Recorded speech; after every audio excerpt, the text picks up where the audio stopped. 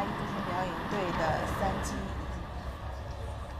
So we see the first 3 aircraft are taking off.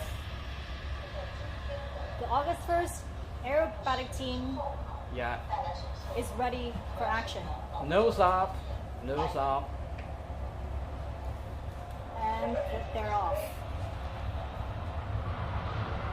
3 aircraft in the air. You can hear the sound of their engine. Yeah, we can hear the sound made by the engine outside this room.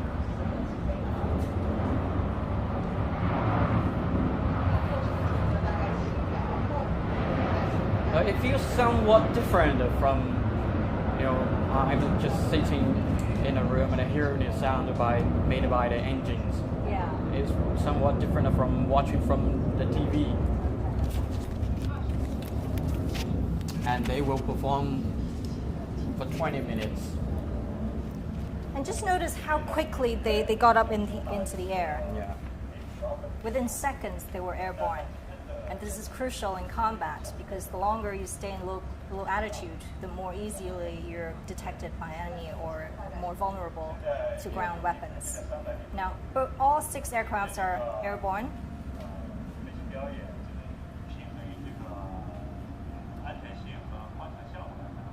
They are still making a right turn.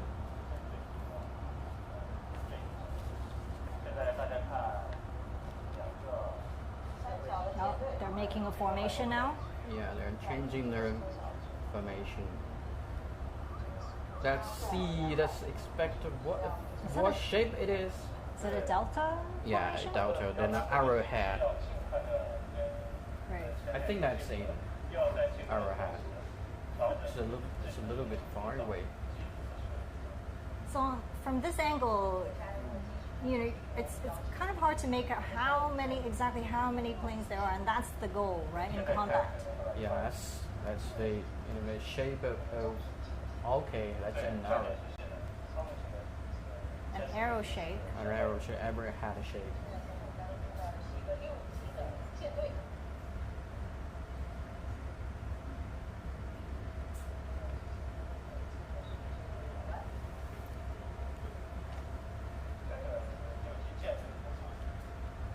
As we said, we're going to see takeoff, a 6 aircraft performance, a mixed choreography, and a final landing. We're at the first stage of the performance right now. Mm-hmm.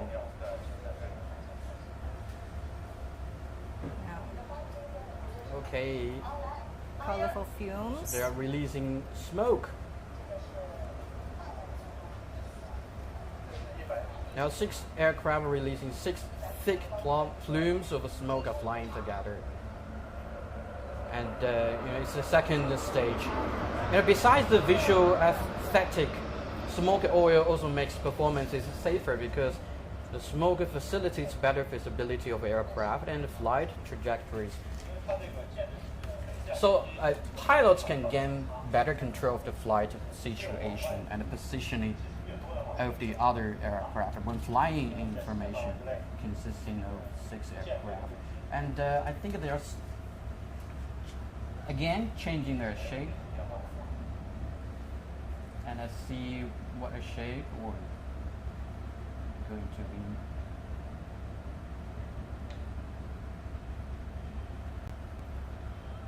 be. And every time they change formation and throughout their performance, they need to be talking to each other. They need to be they have to communicate work together. Yeah, communicate with each other very well, and they have to trust each other because they have to keep a proper distance between each other. Wow, beautiful synchronicity. Well, that looks like a diamond shape. Beautiful. Yeah, it's making a left turn, and they're flying. They're doing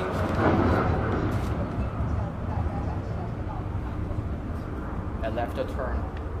This looks like a loop in the sky, and they're beautiful paintings using different colors of smoke.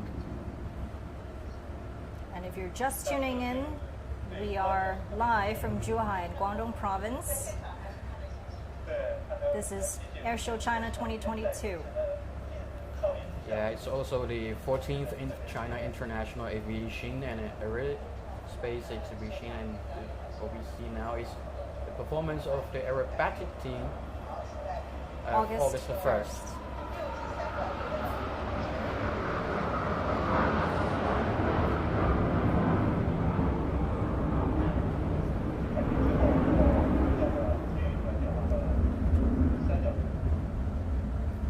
That's a delta formation.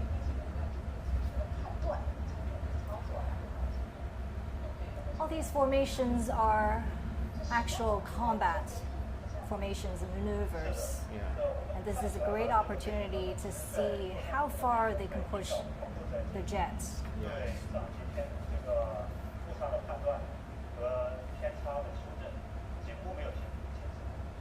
And in this moment, in this movement, the lead and the wingman and also the instructors on the ground must keep communicating with each other very well, and also trust each other very well to do this flat path. More colorful smokes. Yeah. Also, the lead means the aircraft are flying at the front of the formation, and the rest of the aircraft are the wingman. We can hear the sound. It's really, it's really big outside this room.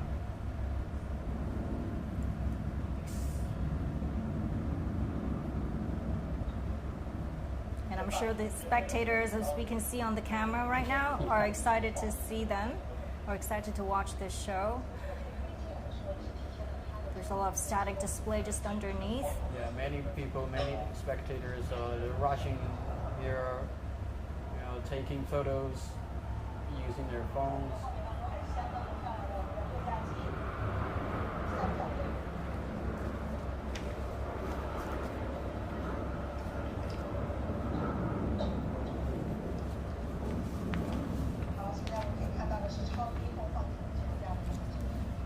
So they're actually flying quite low, quite close to the ground.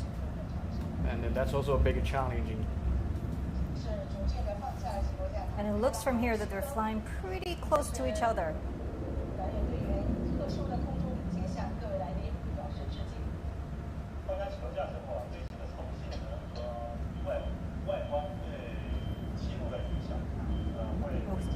As we mentioned earlier, the jets they're flying is the J-10, which has been described as the backbone of the PLA Air Force. It's a single-engine, medium-weight, all-weather jet that can be equipped with fourth-generation air-to-air missiles. So they're not just interesting and beautiful to look at, they're also very powerful weapons. Yeah.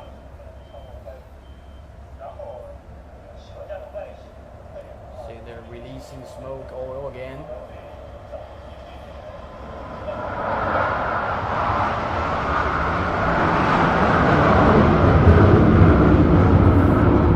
Well, we can really hear the sound of the engines made by the aircraft. Well, I think it's a great pity that our spectators in front of our TV or cell phone cannot hear the sound. Just now I could even feel the ground shaking a little bit. Yeah, the ground is shaking. And my heart is shaking too.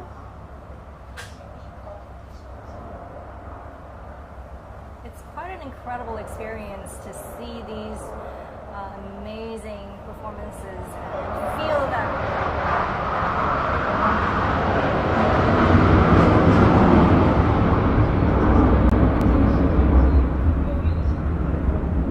The sound sounds like thunder. Yes.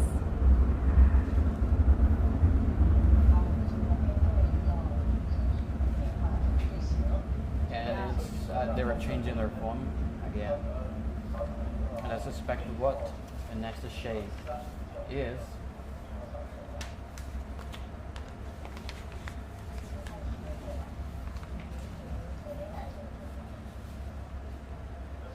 Right now we're watching a group choreography, but I believe later we'll also see solo performance, and choreography in pairs. Mm-hmm. 6 aircraft.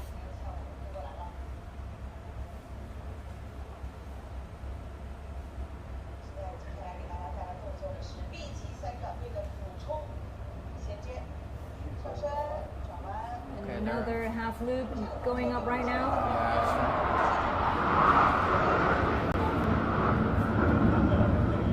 Every time they take a steep climb up, the pilot tend to bear a lot of weight.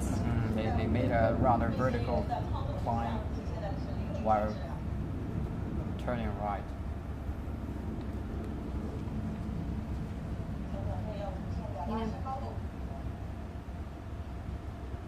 You know, the weather today is pretty good, so we can see it quite clearly.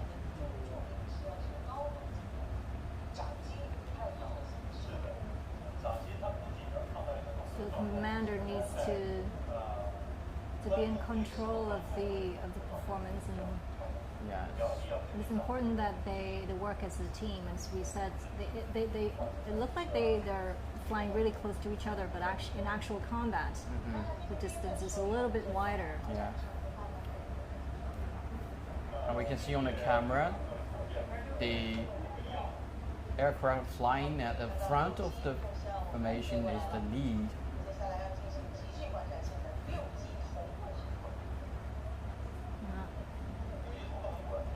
There's another Yes, I think rolling. I think they're going to do a rolling at the same time, and the 6 aircraft are rolling at the same time. Okay, Wow. yeah. They're rolling at the same time.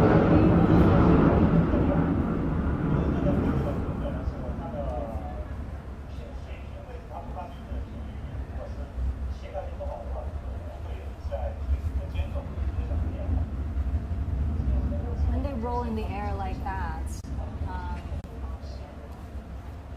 it's a very, very challenging maneuver. If you've come up in a roller coaster, you kind of feel that sensation and that kind of the challenge of suddenly feeling blood being pumped out of your brain. Yeah, definitely.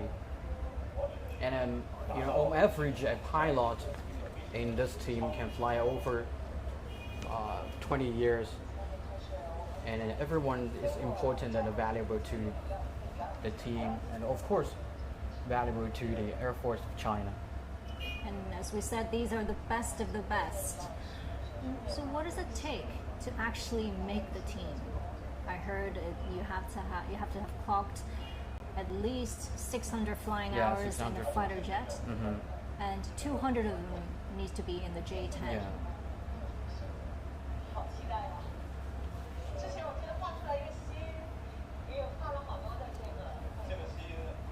It looks like they have more moves, different moves from last year. Oh, this is another move. It's separating 2 groups. One consists of 2. There are flying, Wow. 2 flying to each other.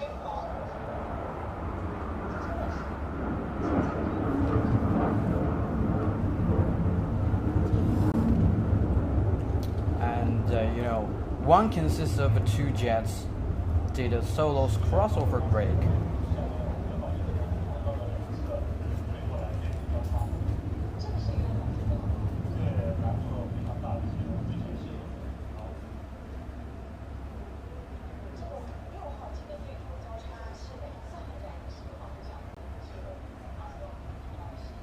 Well, I think they're going to do the opposing knife edge pass. Okay, so the opposing knife edge pass.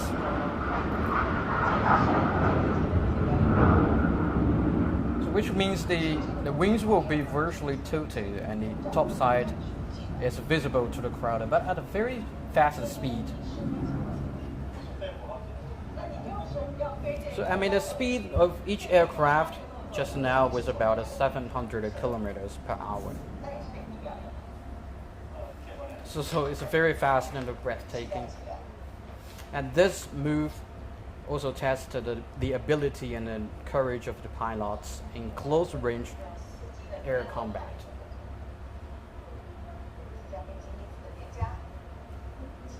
This is also another staple move from the August 1st Aerobatic team, Aerobatic team.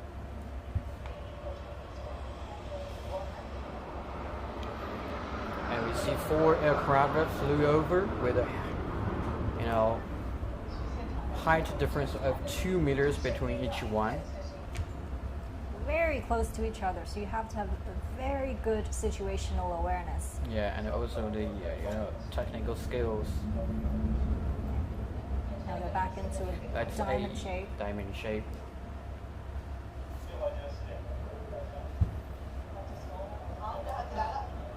Solo performance. Wow. Well, it's Rolling, turning.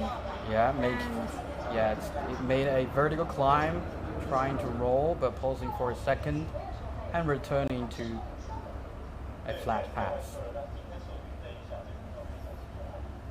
That also demonstrated a pilot's precise control of the G-10 aircraft. You see on this camera, there are actually 4 aircrafts, but it looks like 3. 3. And that's a great way to confuse the enemy radar. Yes.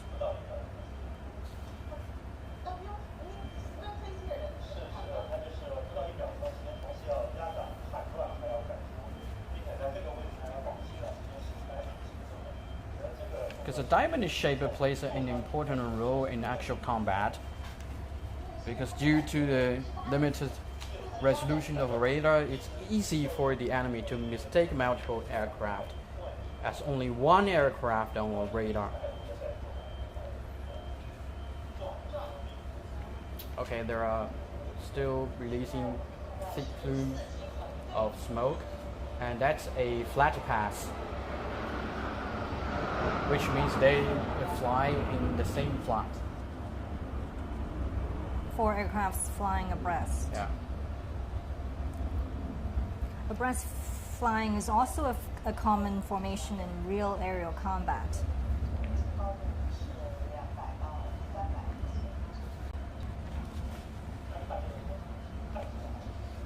And here's the solo performance again, I think. An aircraft is flying and making a vertical climb, but at a low speed.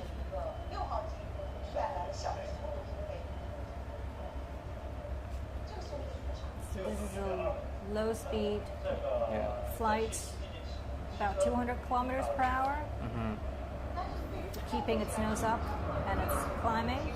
Yeah. It keeps its nose up because it has to maintain sufficient lift.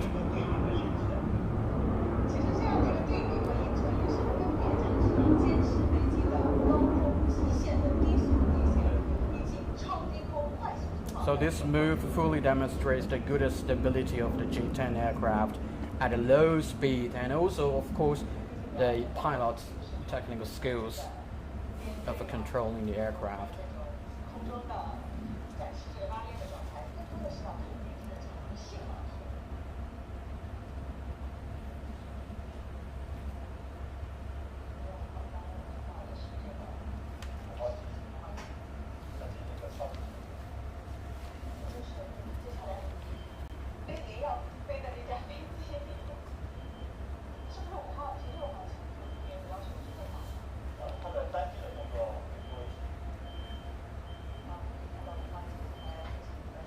Solo performance continuing.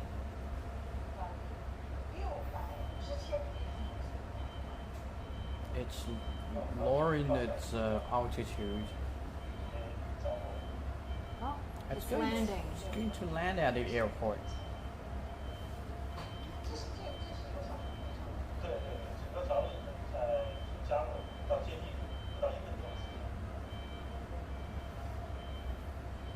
Again, just took just seconds to land on the runway. Now we're looking at the 4 aircraft performance again. One is making a vertical climb, the other is making a vertical climb, 2, and the third 2, rolling, another is rolling again, and turning right. Wow.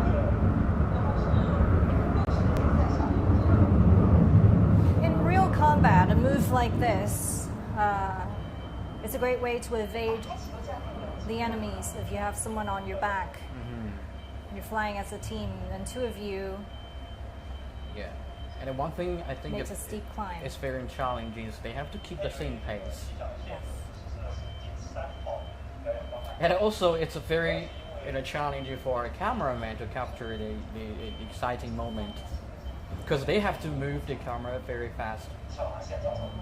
Exactly, and we're going to see performances that are supersonic today as well, which is, Yeah, I think jets flying faster than the speed of sound. Yeah.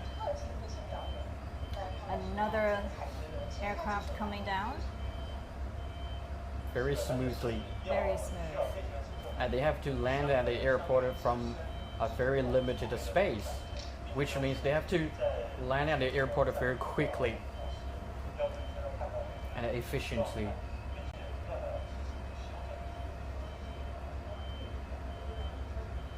Swift landing is also important in a combat situation. Yes, definitely. And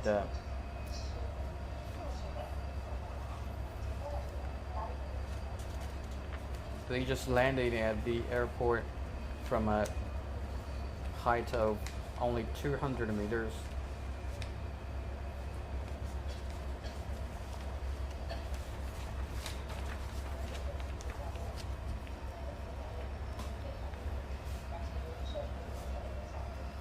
I must say, it's interesting to see an aircraft coming down with a parachute on the tail. Yeah. I really want to talk to the pilot, Yes. on the aircraft, about how he felt in the sky.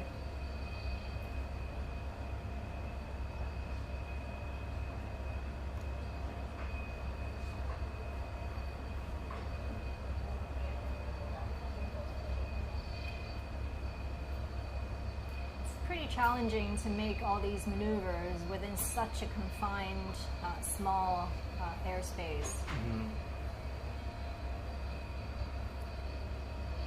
Which again tells you just how far we could push the jet within a confined area. Yeah, and I think all 6 aircraft have already landed at the airport.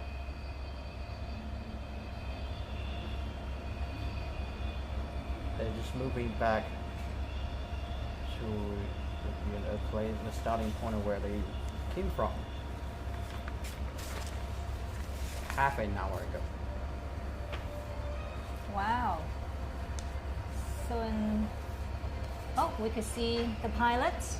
Yeah.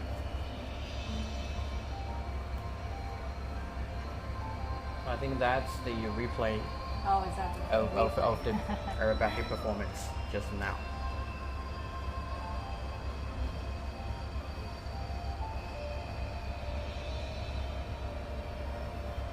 Lots of public interest in their performance.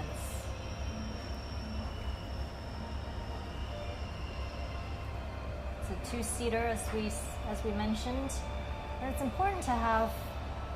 Yeah. Let's enjoy the replay. Yes.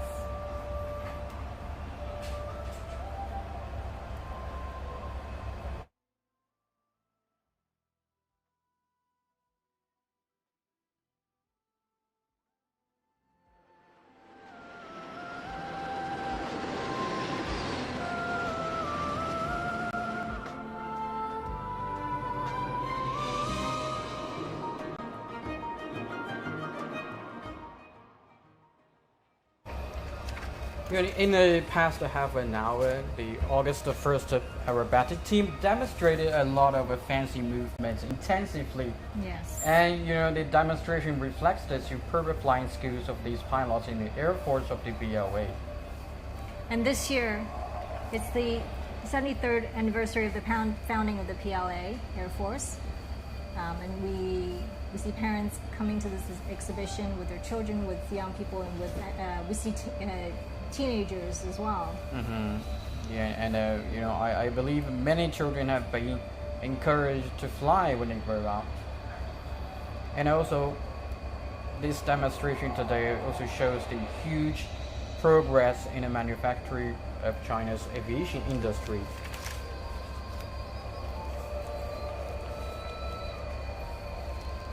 And that will do it for this performance of the Aerobatic team, and please stay tuned on CGTN for more about the air show later.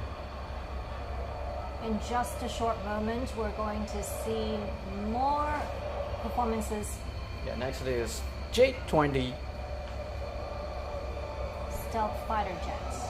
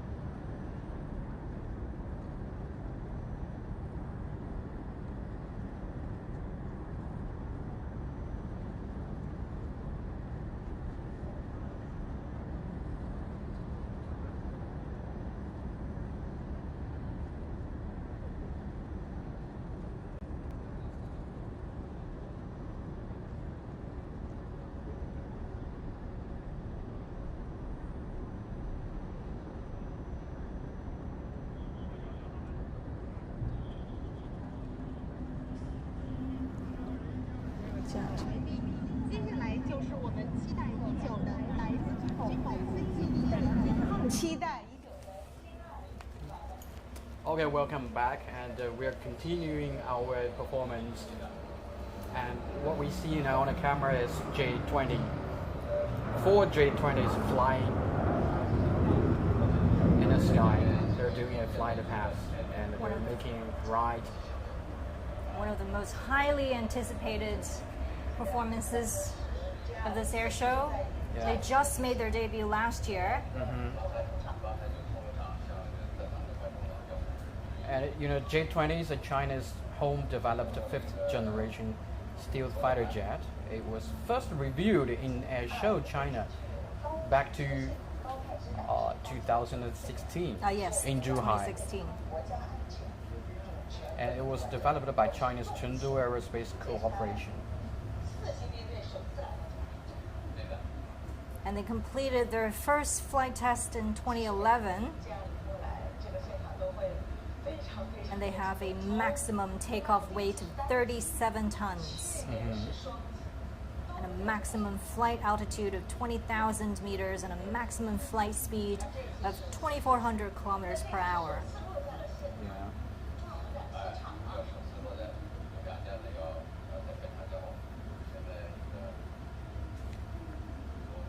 You can see they're coloring, the camouflage coloring, which helps them blend into the skies. And actually, 2 J-20, jets attended Air Show China last year here in Zhuhai, but they didn't land at the airport of Zhuhai, of Jingwan. And this year, they just landed at the Jingwan airport for the very first time. See, so they did make a static debut Okay, this year. 2 jets separated from the formation.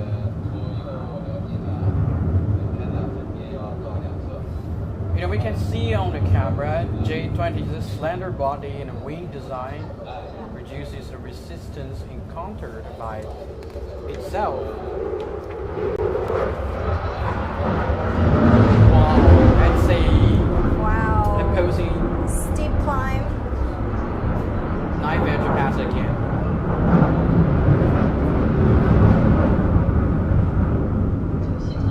That requires high technical skills. You can hear the thundering sound of their engines. Yes, we can hear the sound. I think we can feel that the engines of J-20 is much more powerful than it is in the J-10. These are making a vertical climb. We're looking at the most advanced fighter jets made in China. And they're turning right, turning left. Making a half loop. We just saw them going right up in the air in the steep climb. And that's a lot of G-force bearing down on the pilot. Yeah, we can see the vertical tail of J-20. The flexibility of its full motion vertical tail also offers it extraordinary supersonic maneuverability. You mentioned supersonic. What does that mean to our viewers? I mean, the aircraft can move faster than the sound does in the air. And that gives you air superiority. Yeah. The faster you can move, do you know how dominate. fast the sound can move in the air? That's a. I think that's about. That's a question for Google or Baidu later. I am your Google. That's about 300 meters per second. Wow. With this supersonic speed, you're able to get really high up in the altitude and get really fast and be able to chase down your enemies. And also the blended wing body design makes the transition between the fuselage and the wing smooth.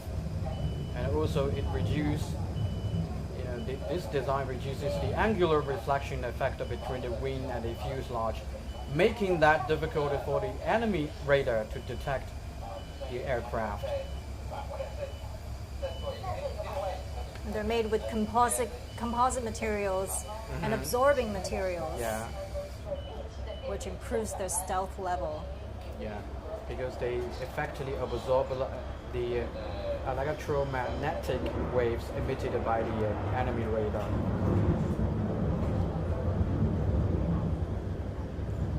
And it's worth noting that the engine, the turbofan 10 engine, or WS10, is also China's first turbofan engine with independent intellectual property rights, Yes.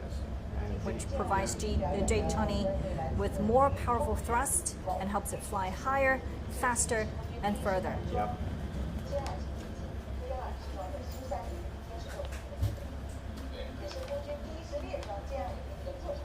And also the J20's built-in magazine design also helps it avoid the radars. Its magazine door, landing gear door, and a parachute door all have serrated edges, which also helps improve the stealth effect of J20. And they are now doing a flat pass. One is flying away, and the other is making a vertical climb.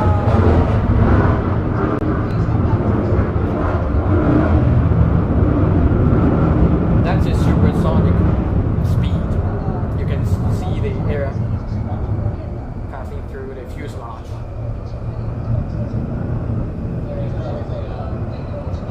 Incredible, and you see the engine. Wow. It's rolling.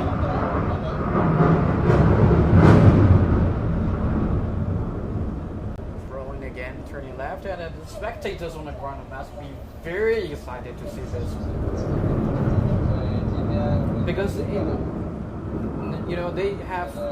conducted more movement than they did last year. Showing off Wow, all look the at the moves. smooth fuselage. Beautiful. Turbofan engines. The twin engines. Yeah, while Wow. it's making a vertical climb and rolling. Every time they do a steep climb like that, the pilot's pulling a lot of G's. Yeah. That's several times the force of gravity bearing down on your body. Yeah. And it takes intense physical training.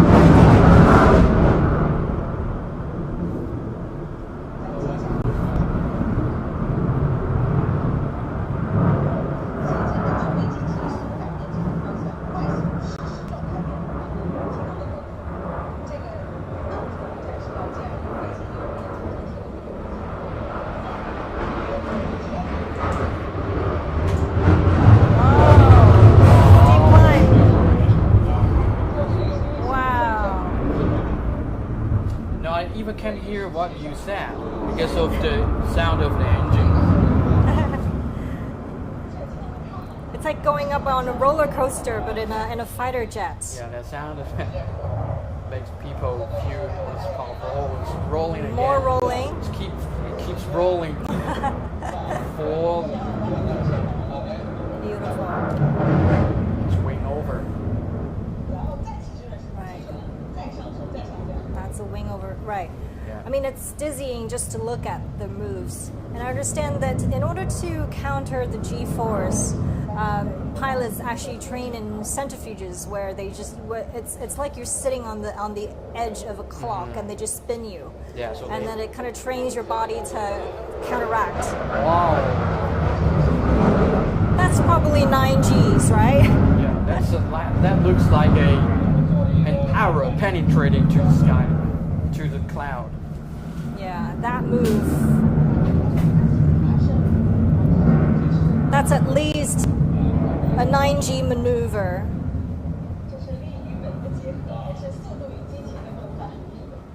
Fast and furious in the skies. For an untrained body, it's actually really dangerous to have so much several times of forces of gravity bearing down on your body. And if because the blood is being pumped out of your brain into your extremities, and you could pass out, and that's pretty dangerous in the air, and you could crash before you wake up, and that's why pilots spend a lot of time in the gym and in this an intense physical training Yeah, to learn how to counteract exactly. the G-force.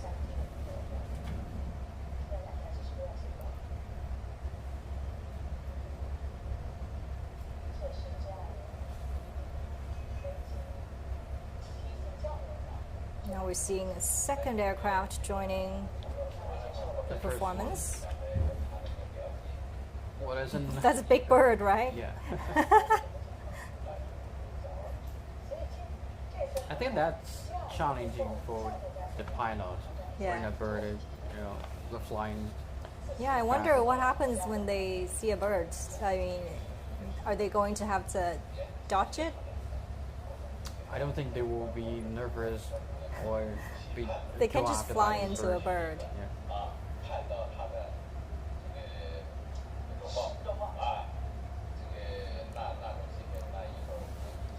Are those landing gears? Yeah, so they are going to land at the airport because the gears are lower in and out.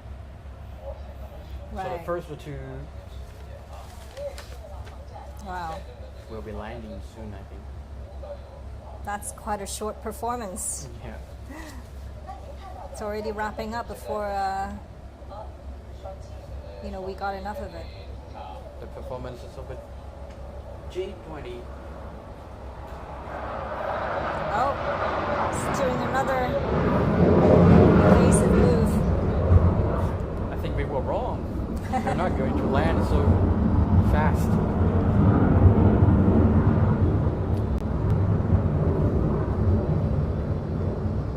But I think, these are definitely landing gears.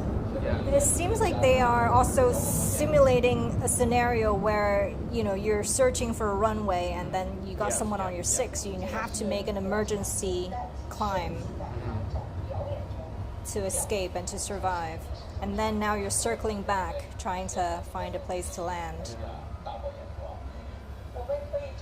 Yes, we can see that clearly the fuselage of the J20. And of course, the J20 doesn't, work alone. They work with other aircrafts as well. Yeah, it's landing. We can really see the transition between the fuselage and the wings move. Wow. It's a very, very pretty parachute.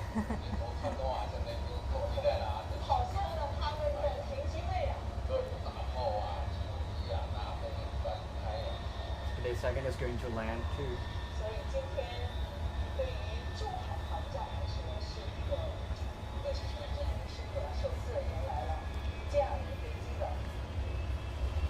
This is quite a historic moment. I mean, I think at the last air show, the J20 actually never landed at the Zhuhai air show. This is the first time. Yeah, that's the first time. We see them on the ground. We were lucky enough. I mean, me and my cameraman were lucky enough to see the J20 at the airport 2 days ago. As they were preparing for the performance. Yeah. So we caught a quick glimpse. Yeah. Of We the just aircraft. saw the J20 just staying at the airport, and they just had it landed down at the airport 10 minutes ago when we came out from the room. We saw them.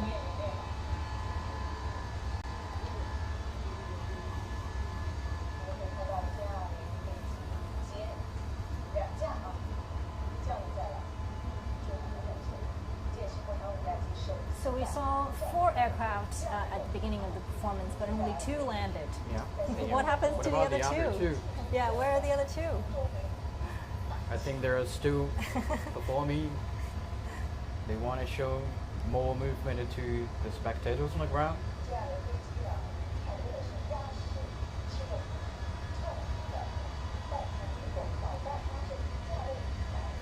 In very limited space, the aircraft that are performing aerobatic movement, they have to land at the airport quickly after they,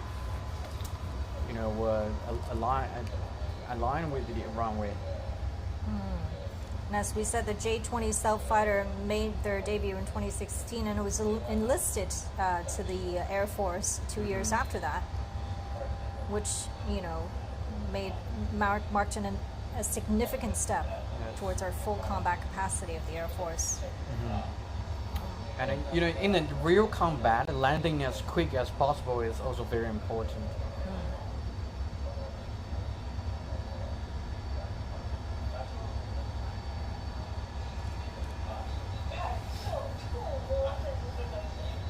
And again, we heard the Air Force spokesperson or Air Force official mention yesterday that we're going to have J-20 in a lot of scenarios, and we're also in the future going to see J-30, J-40. Yeah. So, our homegrown technology and stealth fighter jets have actually come a long way. That must be good news for the people who love aerobatic performances.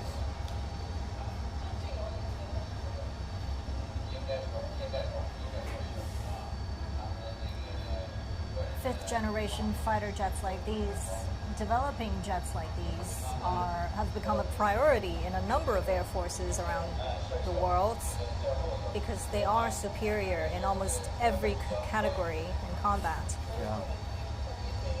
2 J-20 aircraft are moving slowly back to where they took off. And when development... What about the other two? Yeah. That's a question again. That's a question for our viewers, and I think for a lot of us on the ground. It's like, what happens to the other two? Yeah, I think that's also the question that the spectators want to raise.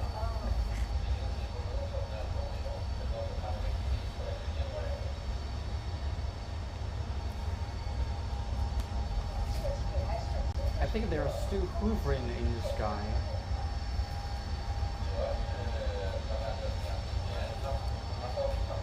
And I believe when the J-20 aircraft took its first flight back in 2011, it used to have Russian engines, right?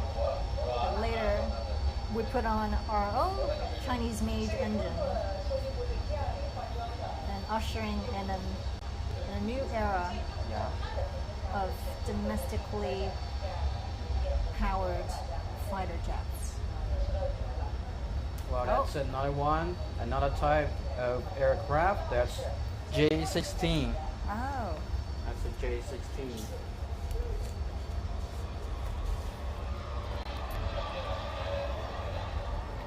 Yeah, we can hear the sound is somewhat different from the J-20. Yes. It's making a right turn at a very fast speed.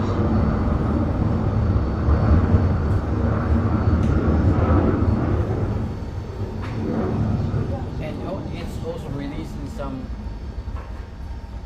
smoke. Yes. So you're looking at the Shenyang J-16. Yeah, in Chinese it's also called a Jian-16. Yes. And it's a Chinese advanced 4th generation tandem seat twin jet multi-role strike fighter.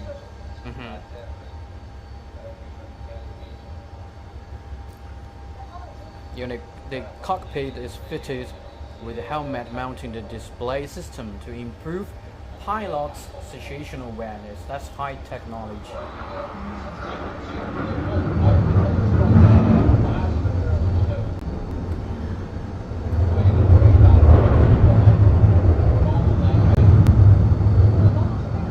Well, I think the fuselage is much slimmer than that of J-20.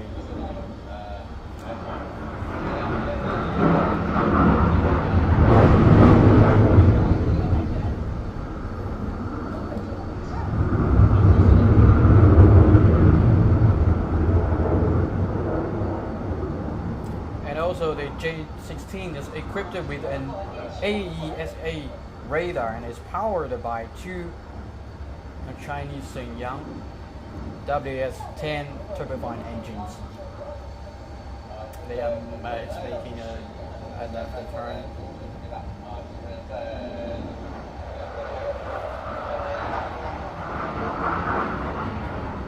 It's rolling now, just rolling, it keeps rolling. And the weight is reduced by using composite materials, very much like the J20 that we just saw. Yeah. And it also has an electronic warfare version, which is the J16D, and it was developed in the 2010s and made its debut last year.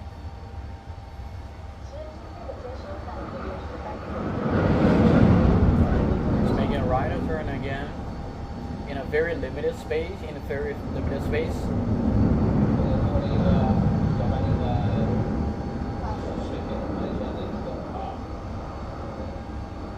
Yeah, we can also see J10 already on the ground.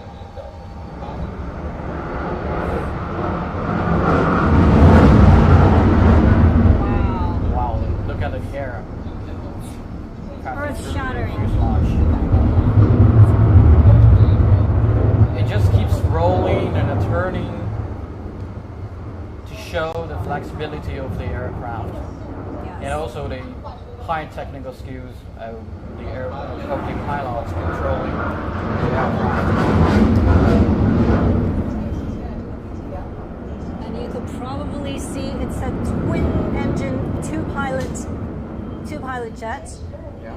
And you know, having an extra human brain on the back of the plane is very important because you know your body helps you increase your situational awareness and helps you process information and helps you with decision making. Mm-hmm. Yeah, exactly. So they have to work with each other.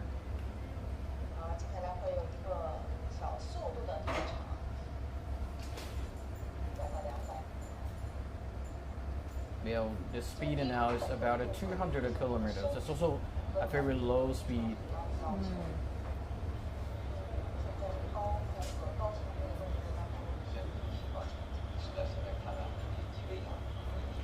The J16 is very suitable for long-range combat and escort missions, and is one of the core elements of China's air defense. Yeah, speed is only about 200 kilometers. So it's a big challenge for the aircraft to keep it flying at this speed, because the maximum speed of this jet can be over 2,000 kilometers per hour.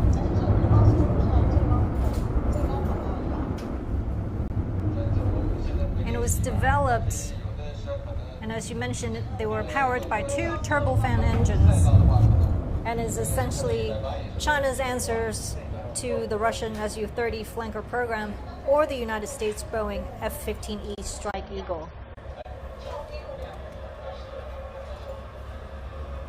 It has made some new improvements. It's making a sharp right turn to show its flexibility, and it's rolling and making a right and left turn.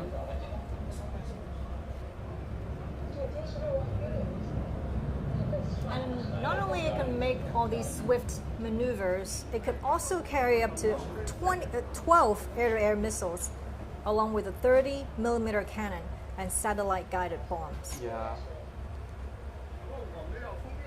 And it has a long range of 3,000 kilometers, and actually can be refueled in the air.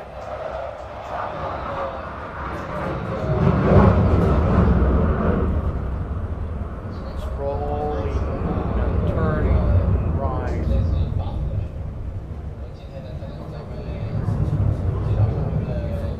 It looks like a bird. Yes. That was, had been trapped in a trap for many days and just released from the trap.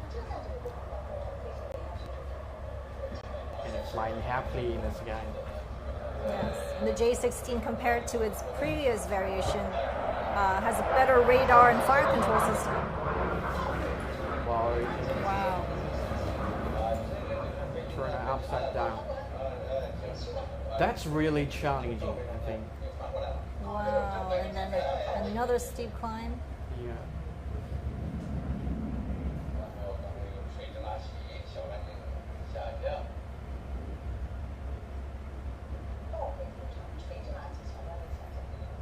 Because when it turn up down, the pilot also have to be aware of the direction. Yes. Oh, wow. It These released the flares. flare. Yeah. That's the first time we see flare coming from a fighter jet.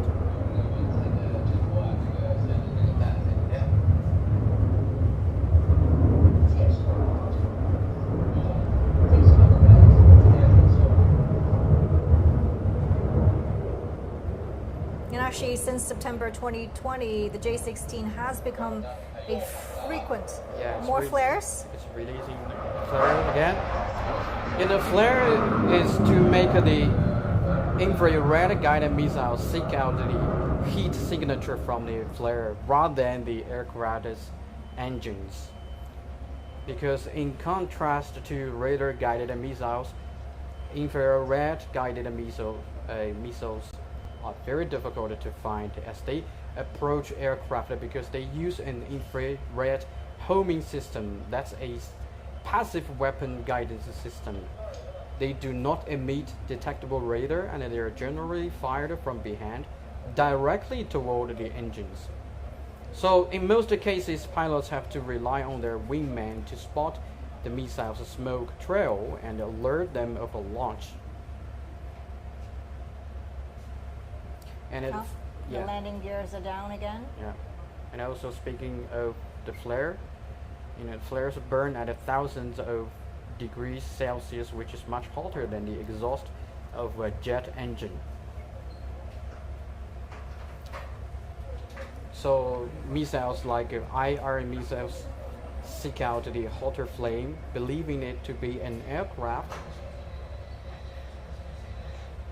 On the foreground, we can see a lot of people. Yeah, we see the J10, we see the AG60, the 600.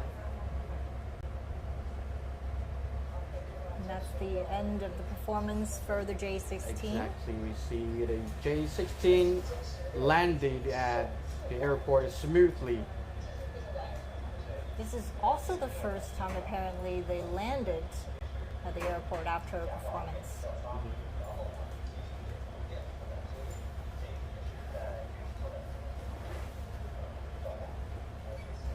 And for the first time this year, just a few months ago in May, the J-16 fighter jets were seen participating in a China-Russia joint patrol. The PLA Air Force deployed fighter jets as escorts for Chinese and Russian bombers in regular joint aerial strategic patrol in the Asia-Pacific region. Yeah. Because strategic bombers are not designed to engage in air-to-air combat. And that's why having fighter jets like these as escorts is very important.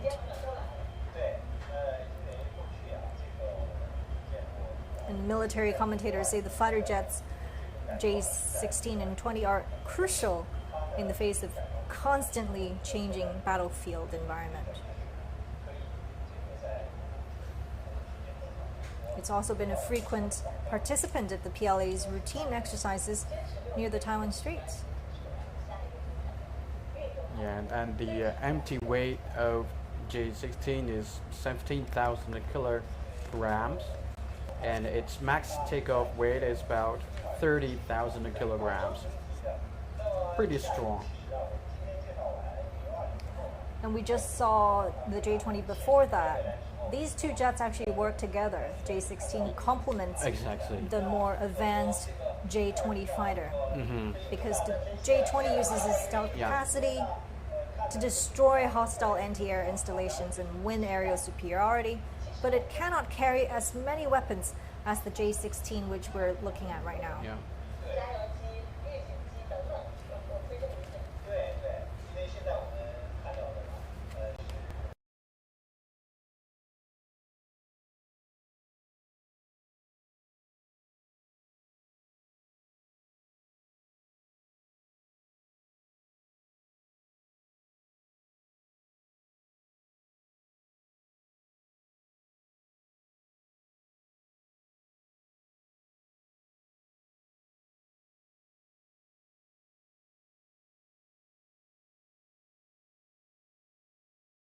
L-10, another supersonic advanced jet trainer and a light combat aircraft independently developed by China. And that's wait and see.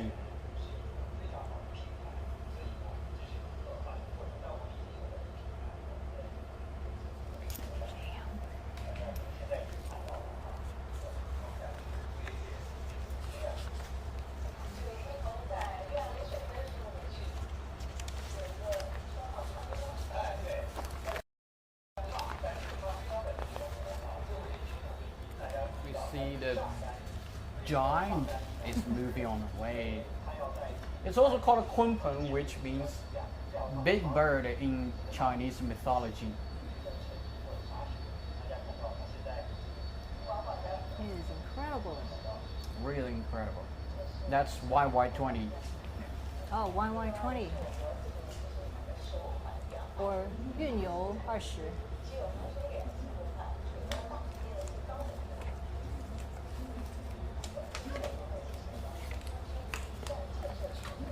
Look at a turbofan engine they have here. The YY-20 has 4 turbofan engines independently developed by China.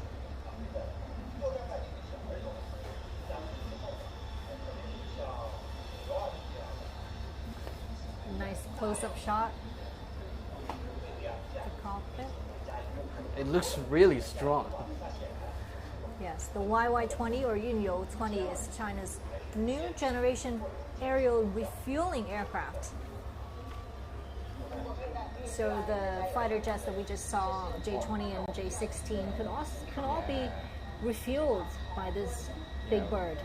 We can also saw a lot of spectators looking forward to see it flying.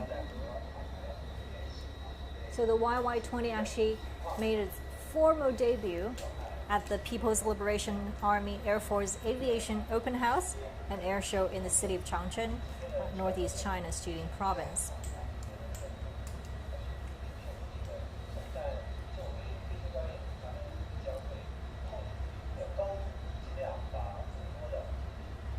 And as we said, it's the YY-20 can have aerial refueling capacity with fighter jets like J-20, the country's most advanced stealth jets, and the J-16, which we just saw at the same time.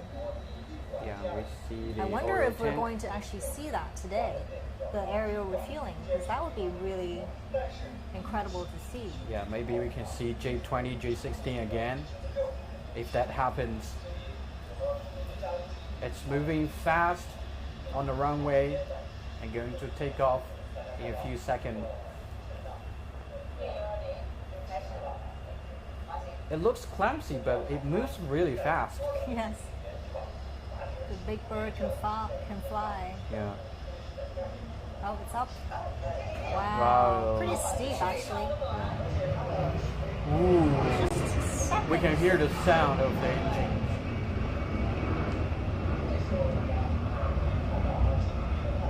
Yeah, this aircraft has a maximum carrying weight of 66 tons and even can carry a tank.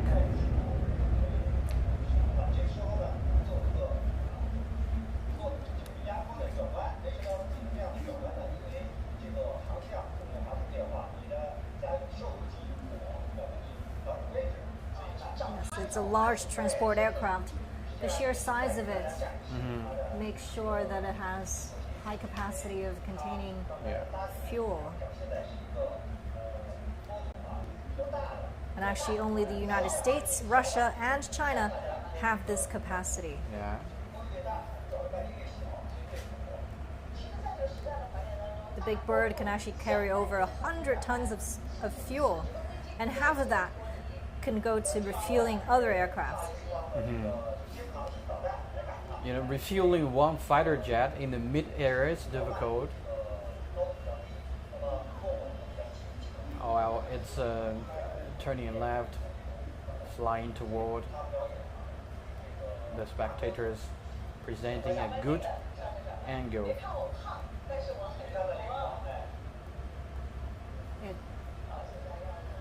flying quite low. So you said refueling a fighter jet in mid-air is actually very difficult. Yeah. Why is that?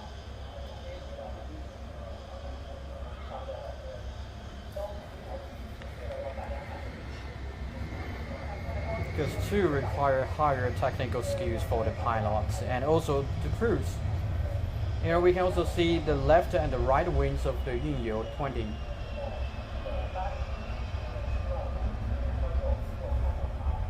Can we see the refueling pods from here?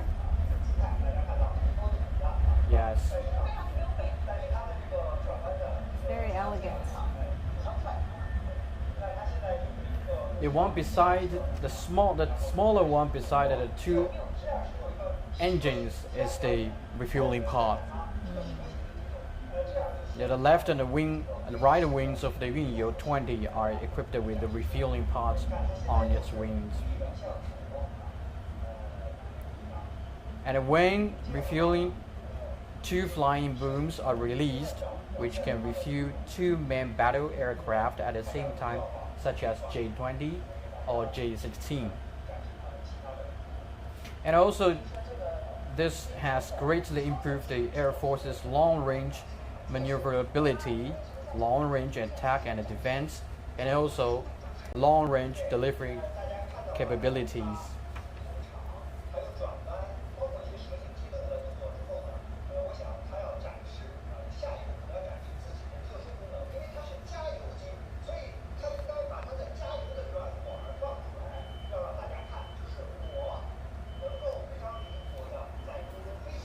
It's a large transport aircraft with a 6-ton maximum carrying weight and a 200-ton maximum takeoff weight. And it's very hard to see in the world to have both. And so far, only the United States, Russia, and China have this capability. So we should really be proud of that. It's still flying, turning right, showing its flexibility and also the good skills of the pilot and the crews. It is impressive to see how stable, how steady it is, Yeah. and how smooth it is. Yeah. Such a monstrously Yes, huge such heavy airplane. machines flying in the sky. But it flies very smoothly. Landing gears are down. It's coming. Not yet. No? Not yet. I really want to see them do Okay, that I think mid-air. they are. It is Oh. releasing flying booms. The fueling. Yeah, boom. 3 flying booms.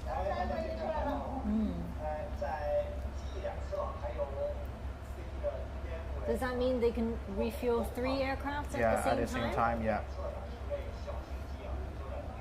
Wish we could see that in action, actually. And- 3 fighter jets. Yeah, and also it is said that if this aircraft refuels a J-20, it only takes it 2 minutes to refuel that. Wow. Very efficiency. Very efficient. Faster than refueling an electric car, that's for sure. Yeah. Greatly improved the Air Force's long-range maneuverability. 3 flying booms were released now. And they can, as we said, refuel fighter Few jets minutes like ago. Yeah. J-20, the J-16. They provide crucial air support for our fighters.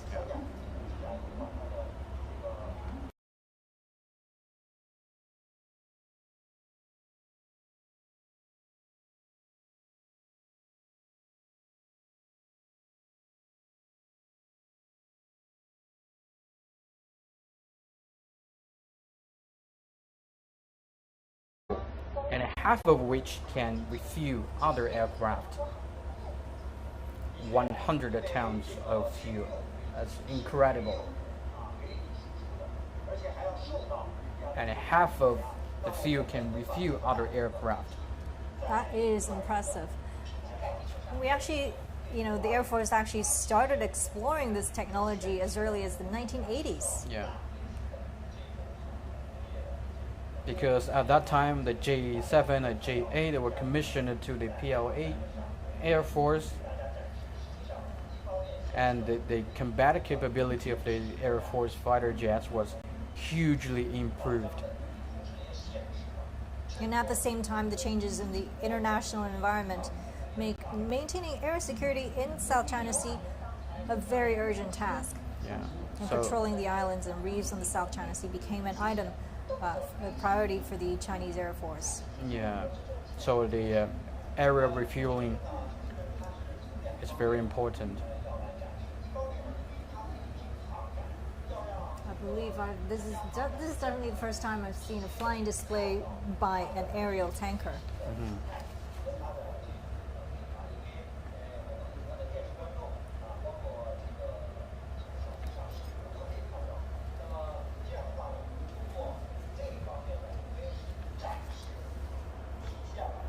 I think most of the spectators, including me, expected to see the YY-20 refuse 3 aircraft at the same time in the sky. Yeah, It that seems would that be incredible. I pity now. Hopefully, in the next air show, they could do that.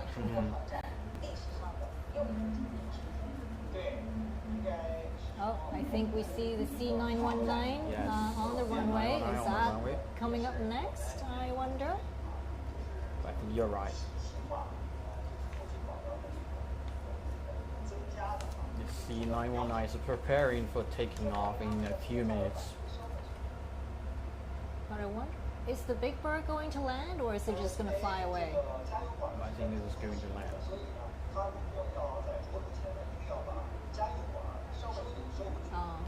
Yeah.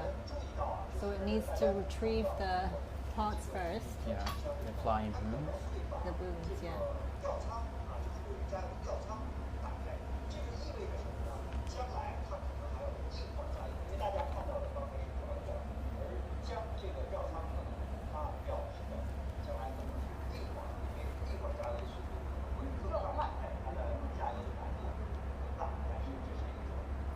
And also, its former version, the Y-20, uses an upper monoplane. Actually, this too uses an upper monoplane and lower mounting engine pod, which means the wings are above the fuselage, and its wing center section does not pass through the fuselage, but is directly connected to it.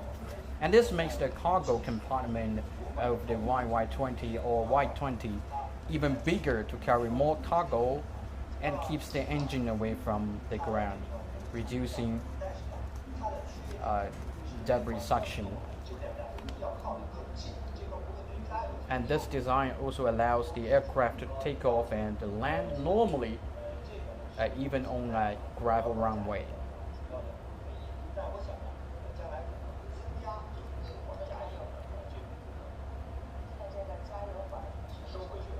Oh, the flying booms are back up, Yeah, back to the pod, back into the pods. which means it's going to land at the airport very soon.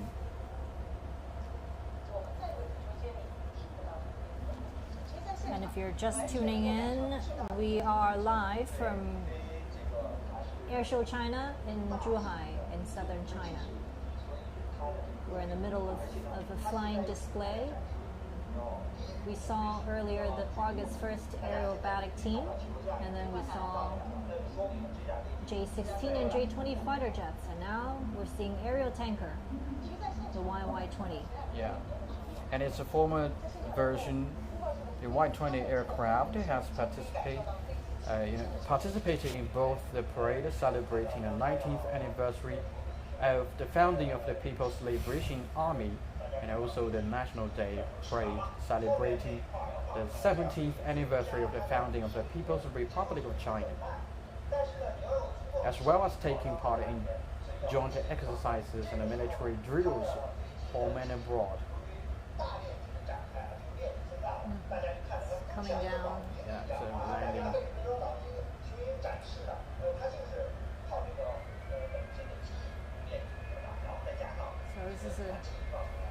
different runway, I think, from the fighter jets. That needs a bigger one. Yeah. A very smooth landing. And on a very short runway. Yeah, Dundon successfully lands at the airport.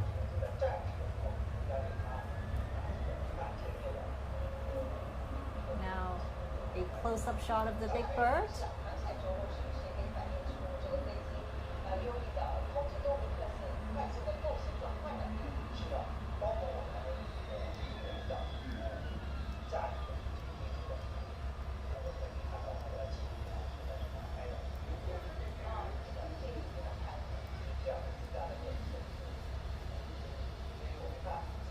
You could probably see the Bai August 1st insignia on the tail, which means it's an official soldier, I guess, Soldier. in the PLA Army. Paratroopers. Well, the Y-20 delivered food relief aid, and including 3,000 tents to Pakistan in August. And then also 6 flights delivered over 100 tons of relief supplies over 3 days to quake hit Afghanistan in June. And 2 flights also sent over 30 tons of food, fresh water, and tents to Tonga following a volcano eruption there. Now we're looking at a recap, I think. Yeah, that's a recap of J20. For J20, that's a replay. So let's enjoy the highlights of the displays earlier. And the next coming to you maybe is the C919.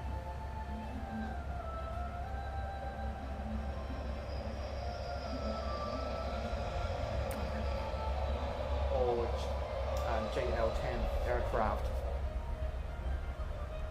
So enjoy the highlights, but don't go away. Yeah, stay tuned on CGTN.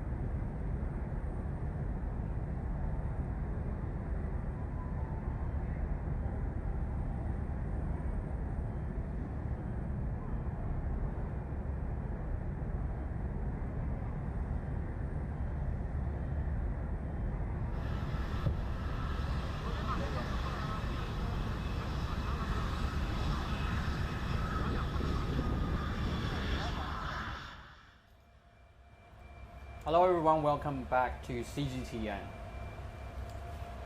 We are live from Zhuhai and continuing our live commentary of the air show, the aerial displays. And right now we're looking at the at COMAC's C919 on the runway.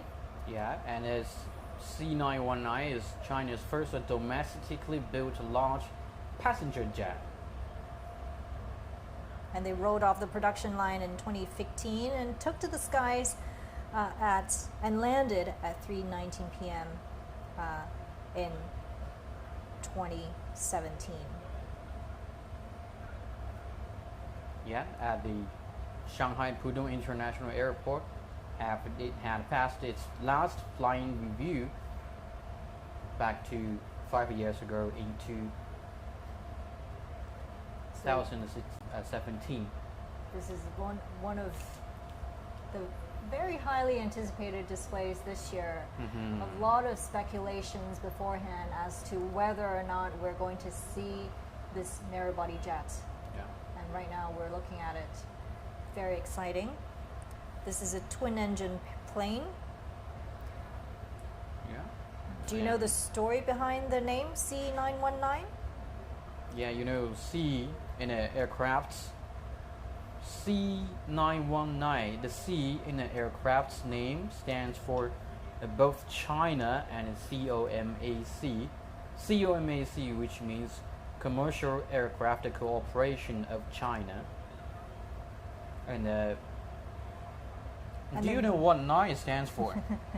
Yes, so 9 symbolizes 9, forever in Chinese culture, and then 19 represents the 190 seats at maximum capacity, and that's why we get the name C919. Oh, that's interesting. So 9 symbolizes forever in Chinese culture, 9. And the giant is still moving on the runway, and I believe it's going to take off in a few minutes. Oh, this is a helicopter. In the foreground, which is probably going to be in the air as well, so we'll look forward to that. But right now, again, we're looking at China's first domestically built large passenger jet making its debut at Airshow China.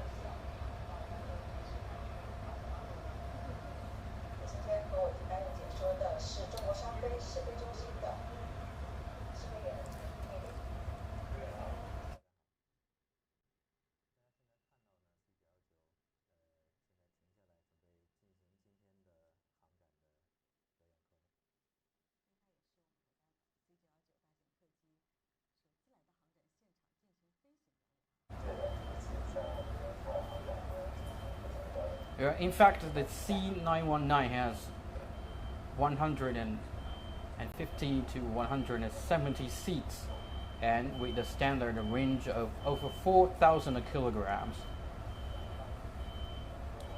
And also, it's narrow-body jet, and this narrow-body jet is comparable with the updated Airbus and Boeing's new generation. Now it's taxiing on the runway, about to take off.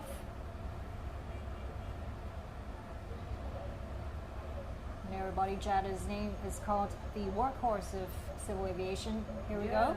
No, sir, I'll take you home. Very smooth takeoff.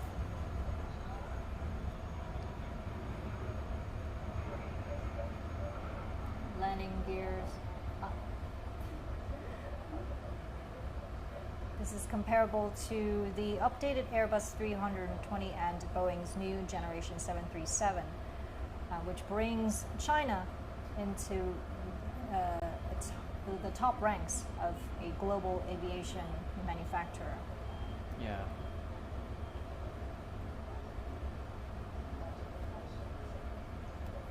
You know, before it takes off officially, this plane carried out its first taxiing test on a wet runway in March in Nanchang, and that's East China's Jiangxi province. At that time, well, that happened in March 2020, and at that time, the 105 prototype tested aircraft of C91C took the test in Nanchang, where 4 sprinklers sprayed the runway to simulate a wet ground environment. And that laid the groundwork for the C919 getting the important certification by Chinese aviation authorities. Yeah, because certification from that department is the final step required for commercial operations. Lots of people watching the show. People are excited. They're so emergent. And in addition to a wet test on a wet runway, it's also been tested under high temperature. And it was flown in Turban, a city known as the Land of Fire in northwest China's Xinjiang Uyghur Autonomous Region. And the high temperature test was back in June 2020. Yeah. People are so immersed in the flying performances of C919. Yeah. Right now it's flying in very cool temperature, but in order to see how good and steady the aircraft is in high temperature, the high temperature test actually lasted for an entire month back in 2020. Yeah, but speaking of Turban in Xinjiang, Turban is renowned for its harsh desert climate, especially its extreme summer. During June and August, the average temperature can surpass 38 degrees Celsius. I was in Xinjiang for many times, so I know that Turban is a good place to do the test. Because it's really hot. It's really hot, yeah. Especially during June and August. That's the summer. And this year we've seen quite a lot of extreme weather events as well as impacts of global warming becomes more severe, and that's why having jets that can counter the impact of extreme weather is important. Yeah.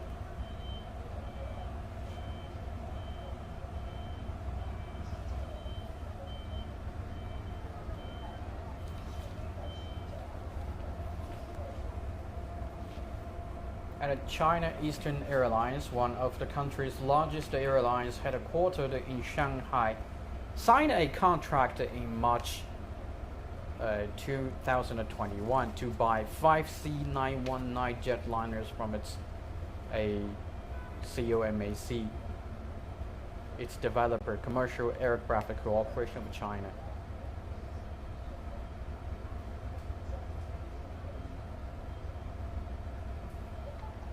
So the brand new planes we put into operation in domestic flight routes, connecting Shanghai and several other major cities, including Beijing, Guangzhou, Shenzhen, Chengdu, Xiamen, and a bunch of other cities. Zhuhai or Qingdao, yeah. As we said, narrow-body jets are the workhorse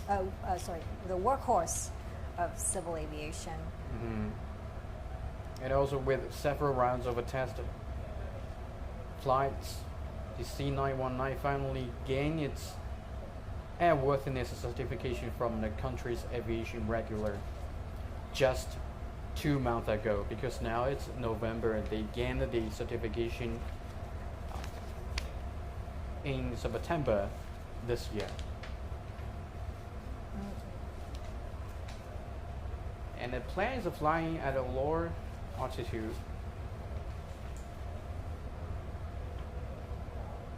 So people can see. Okay. Oh, it's going up again. They do this all the time. Yeah. It's like every time we thought they were going to land, they put their nose up and they go up again. Again, yeah. It's like, surprise, we're not finished yet.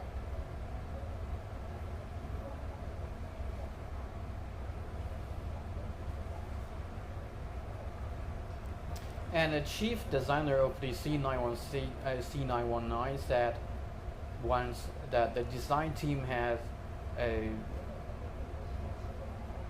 was focusing on improving the aircraft's safety, comfort, and energy efficiency in terms of technological innovations and the design details. For example, the team improved its resistance ability against the bird strikes and the capability of dealing with emergency and even hijacking.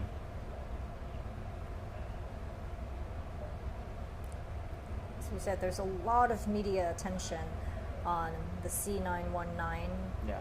seeing as it's China's first homemade commercial aircraft. Yeah, and it is said that the first C919 plane will be delivered to China Eastern Airlines in December this year. Hope that serve more people in the future.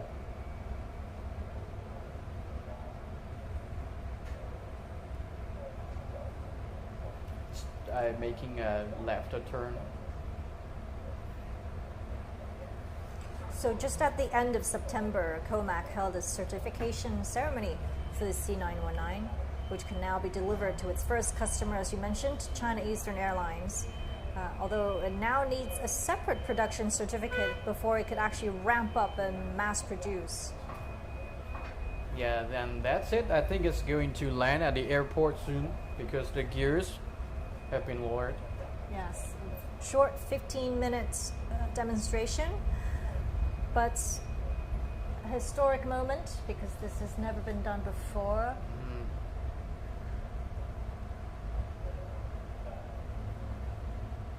It is its debut in Zhuhai.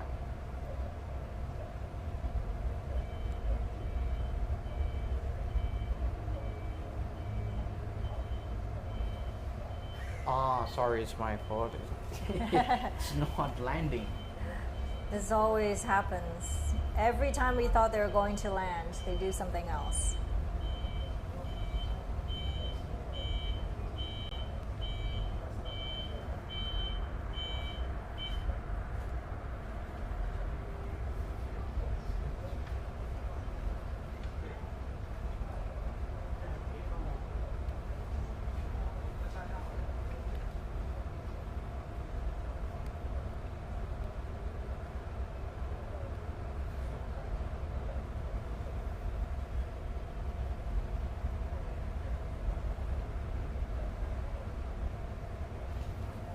Well, again, it's making a vertical climb.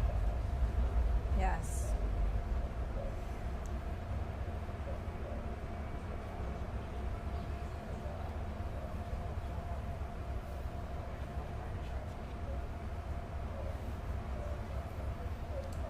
And the success of C919 makes China the fourth jumbo jet producer after the United States, Europe, and Russia. Yes. And it also marks a milestone for the Commercial Aircraft Cooperation of China, also called COMAC, Yes. the Shanghai-based manufacturer of the C919. And according to an advisor to the C919 program, China really must be able to build its own passenger jets and then wanting to replace foreign engines as air travel is expected to rise. In 2021, Boeing forecast that Chinese airlines would need 8,700 new aircraft by 2040 at a cost of nearly $1.5 trillion US. So we spend billions of dollars every year buying planes, buying foreign planes. And that's why it's important. That's incredible. Yes. That's incredible.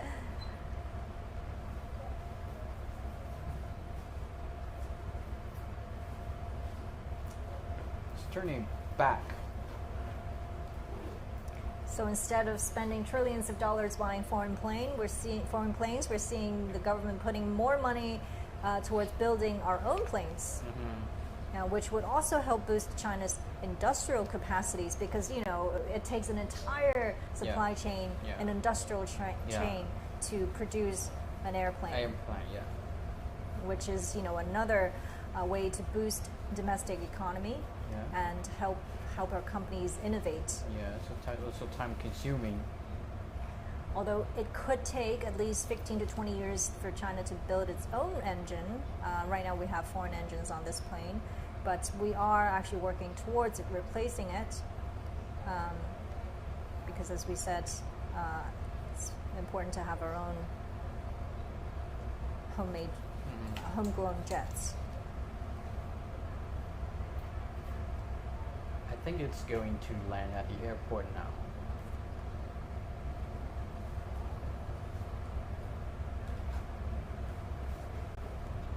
Look at the powerful engines.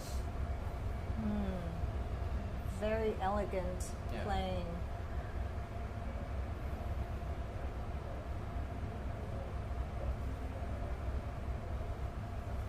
Successfully landed at the airport.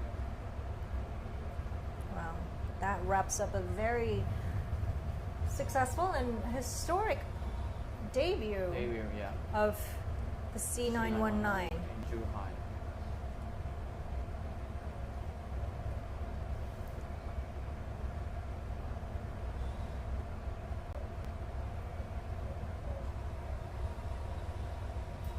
And it's also a milestone for the Shanghai-based manufacturer of the C919. Okay, so it's the AG600. 600, the amphibious aircraft. And I believe it's the AG600M, which is a variation of the AG600.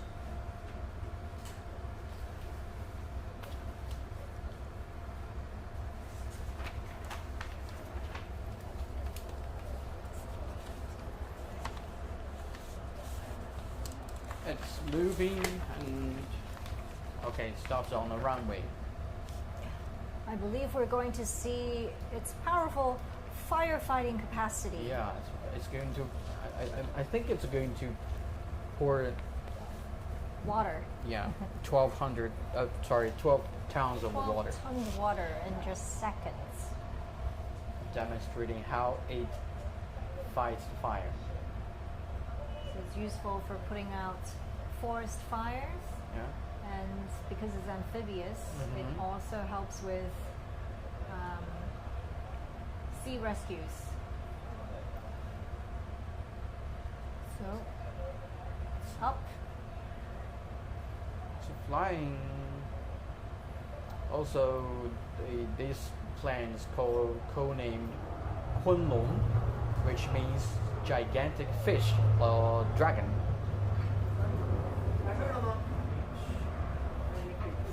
The AG600 large amphibious aircraft is seen as an essential part of China's emergency rescue system.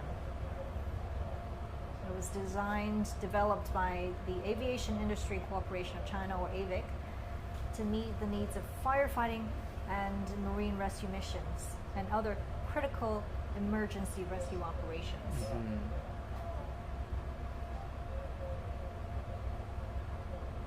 The water dropping task is a critical task for its amphibious firefighting aircraft. Yeah.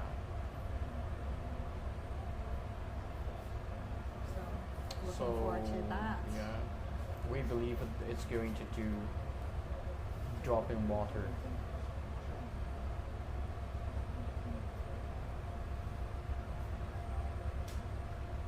I think that's warming up for it. I guess it needs to fly a little bit further away from the Zhuhai air show venue. Yeah, because it's gonna think about that. 12 on top tons of water will be dropped from the airplane.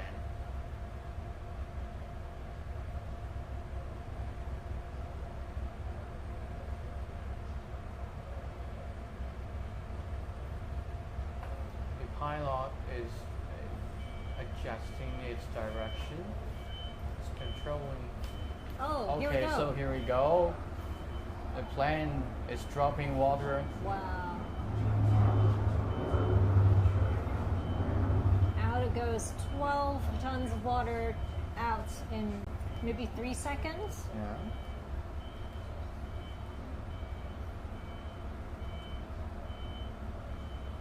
So this variation of AG600, the AG600M firefighting aircraft prototype, actually completed its first flight test in Zhuhai here, where it has an assembly plant.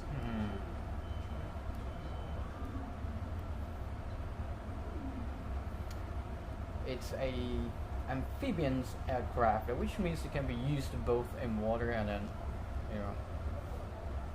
on the land.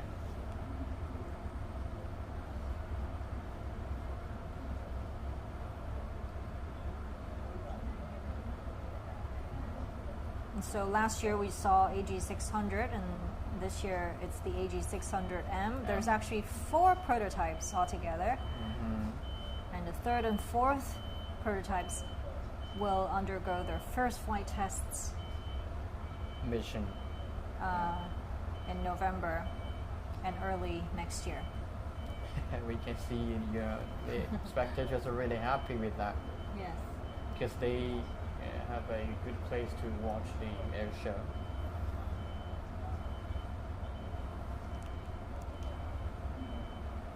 It's turning left. I think it's going to drop water again because it carries about 12 tons of water.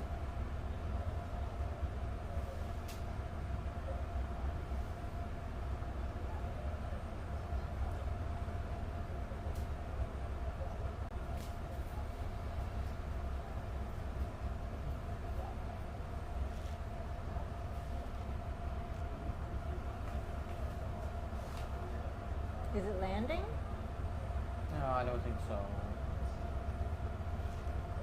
It's landing. Already. Well, the flying boat is back on land. Yeah.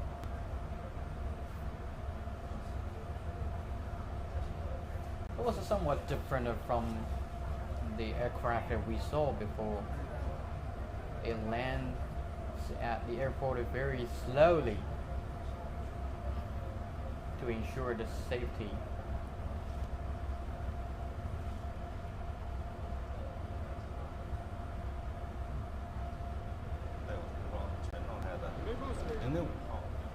This year. Yeah, a very short and a simple demonstration. Yes. But it's 5 years in the making. Yeah. The assembly of this aircraft started in 2014 and made its first flight, as we said, in 2017. Yeah. And that also shows the innovation and also the hard work the team member had put in.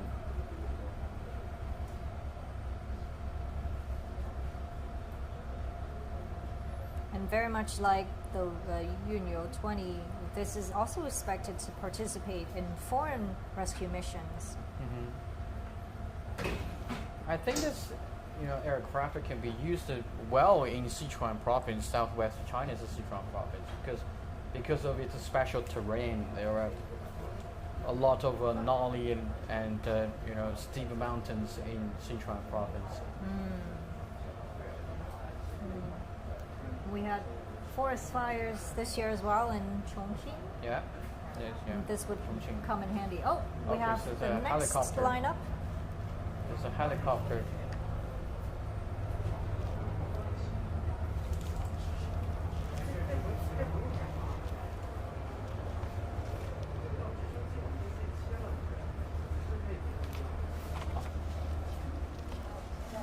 Yellow.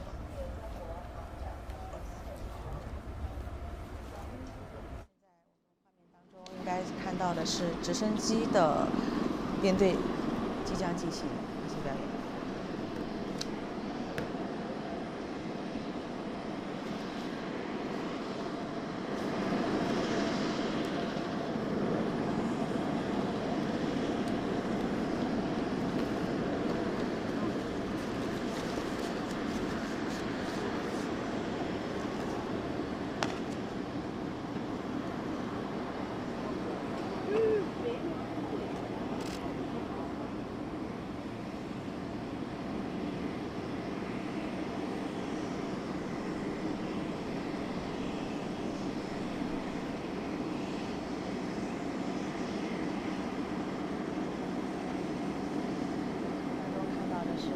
自于第14届中国航展的前方的信号，我们现在看到的是，陆军航空兵直升机已经起飞了。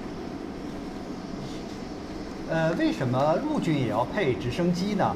因为现在我们陆军的战略已经发生了变化，叫做机动攻防立体作战了。那机动攻防可以在地面上通过坦克、装甲车、铁路运输，那么在空中呢，你立体你一定要有空中的支援力量，所以我们的陆航就显示了它的这种贴着树梢啊这样一个高度，超低空的飞行来进行突防。还有一个呢，就是从空中来快速的打击地面的这些目标，所以这个陆航的飞机呢，它要体现这样一种能力，就是如虎添翼。我们现在是在中国航展的现场看到的是中国人民解放军陆军某空中突击旅的飞行动作展示。这次的这个直升机的展示，应该也是首次来到中国航展的现场。对，过去呢，我们讲这个直升机要么就是民用的直升机，这样的话呢，现在我们是军用的直升机，特别是直20这样多用途的直升机，包括直10武装直升机这样的都是我们现在陆航已经配备的直升机。那么给我们的陆军的作战，就是立体的攻防、机动的作战增加了非常重要的这种力量，既体现了立体，也体现了快速，更体现了这种信息化的体系的对抗。那今天现在我们画面当中看到的是3型3架直升机，不同的种类哈。对，因为现在这个由于气象的原因呢，陆航的这个直升机呢进场比较晚，他们基本上就没有时间再做预演，所以大家现在看到的就是他们到来之后直接的这种表演。我想这样更体现了我们陆航飞行员的这种熟悉环境、掌握环境来驾驭自己就是飞机的这种能力。大家看到现在3机编队在中间的呢，很显然是大一些的，就是直20，那么小一些的呢，应该是直10武装直升机。还有一型应该是直8L 运输型直升机。所以这次航展上空上演的是3型3架直升机的表演。那很显然就是陆航的这个编队呢，它想显示它的多机型，它的多用途。那么大家现在呢可能看到的就是不同的机型但是呢它们是一个整体，要一起来展示它们的各自不同的能力作为运输直升机，当然它的这种运载能力要更大一些，但是作为这个小型或中型的直升机呢，它要体现它的更灵活现在他们已经转弯了，准备通场。其实直升机来到中航航展的这个现场还是第一次，因为之前我们有直升机博览会，我们在直播会上的时候是看到就是直升机的表演的，主要是直10。直20应该是第一次来进行一个空中的飞行表演。大家看到他们现在横排的编队在进行通场马上就要经过这个主席台了。领头的长机为直10武装型直升机，左侧的位置为直20的通用型直升机，右侧的位置为直8L 运输型直升机。大家现在看到的是，显然是武装直升机，很像美国的阿帕奇但是是我们国家的直10武装直升机。因为从前面流过的这个速度非常快，大一些的是这种运输型的，那么还有一种是小型的更灵活的18吧。这三架直升机都是为我们国家国产自主生产的机型，也是我军目前的主战机型，直8L 运输型直升机。这个直20呢，它的这种通用性可能更强，因为呢，它可以担负运送伤员，比如说机降人员，然后呢，还可以在我们的这个像陆军呢，一些综合的保障性的这种任务中进行使用。而直10武装直升机呢，它的特点主要就是对地面的目标有很快的突击能力。一个，它的高度可以贴着树梢飞；第二，它可以挂载火箭弹、航炮等等一些装备，对地面的目标进行打击，对陆地上的这些兵员进行相关的支援。大家现在在镜头里看到的，实际上就是这样的武装直升机。在镜头当中看到的应该是直10对。直十武装直升机呢，也是我们国家第一款自主研制、具有自主知识产权的中型专用型武trang直升机。那它和这个直20的区别在于哪呢？一个呢是它的吨位啊要小于直20，因为直20呢是一种通用型的啊。你看，明显的它的这个航炮在前面，然后还有挂载的这个挂架，你看这个侧面的这个挂架就可以看到了啊，它是挂载火箭弹的火箭筒、导弹发射都是在这块的，由它来完成。所以呢，大家看到非常的明显，而且它是双座前后的啊，这个就是前面一个驾驶，后面呢可能是观察，比如说你要投弹呐、或者导弹发射呀，它是这样一个分工啊，是个前后的串座。你看它现在进行一个钟摆的动作，悬停，然后呢就是在你的这个前面进行啊，咱们讲直升机，这是最典型的直升了哈，垂直的向上，这是个钟摆的动作，向你致敬。它实际上呢，这个向大家对，就是用它的特殊的方式啊，大家问好，向大家问好，打招呼，欢迎大家来到中国航展的现场。你看它现在是一个钟摆飞行，这是一个钟摆飞行，是吧？对，就是左右的啊这种飞行，进一步显示了直升机的这种灵活性，就水平的机动性，就是来回摆着像钟一样的，这个还挺形象的。现在它又反方向的啊，向它的右侧，这个进行横向的飞行。大家看，一个是它高度非常低，还有一个呢，它飞行的非常的灵活自如。那么展示了就是武装直升机啊，因为它一个要搜索发现这个目标，同时呢，它要规避就是地面上的这个对它的可能打击造成的威胁，所以它展示的这种灵活性，实际上也是在显示它就是防范和进攻的两种能力。其实这样的一个动作，平时在训练飞行员绕点追打地面目标，连续进行火力打击的作战行动的时候用的是。是的，因为大家注意到，它假设啊前面是敌人的一排横向的防御的目标，那我可以横着，就是做这种钟摆的时候，把你前线的这些目标呢，用航炮啊，或者是用导弹或者火箭弹呢，进行直接的这种压制，而不是一个前后的压制。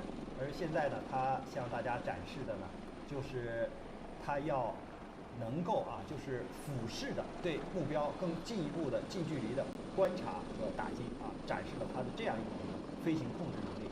这就是武装直升机的这样一个能力吧？你看这个直十吧，这是直十在哪里？对，因为直十一定要强调它的这种就是灵活性，因为它在未来的时候很有可能还要作为陆军的陆航的作为上舰也就是说在我们的这个2栖攻击舰上，你要能够起降，由海向陆发起攻击这对守卫我们的岛礁、维护我们国家海上方向也可以发生重要的这个作用。所以它现在呢，除了这个悬停钟摆式的这个表演以外，可能还要有一种蛇形的机动。这个体现了就是我们刚才讲的要贴着树梢因为这样的话呢，对方不容易发现它，可以非常好的隐蔽自己，快速的进行突防。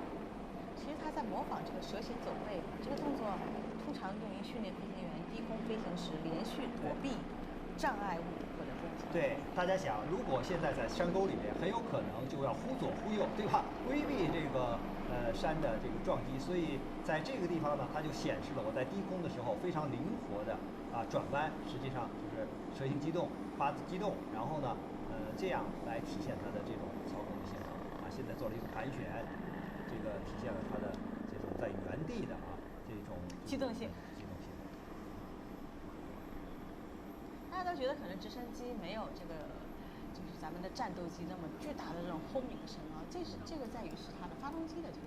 对，因为它的这个发动机是，我先讲，它不要求那么高的速度，因为一般直升机只要求每小时200-300公里的速度，而喷气式的飞机，它是要超音速的或者是高压音速的，所以它的发动机的这个喷出来的尾部的声音是非常巨大的。但实际上，你如果坐在这个直升机里面，震动也是非常大的。我们两个人讲话就这样讲话是互相听不见的，必须要通过耳机。如果坐过直升机的同志啊，就会有这种体验。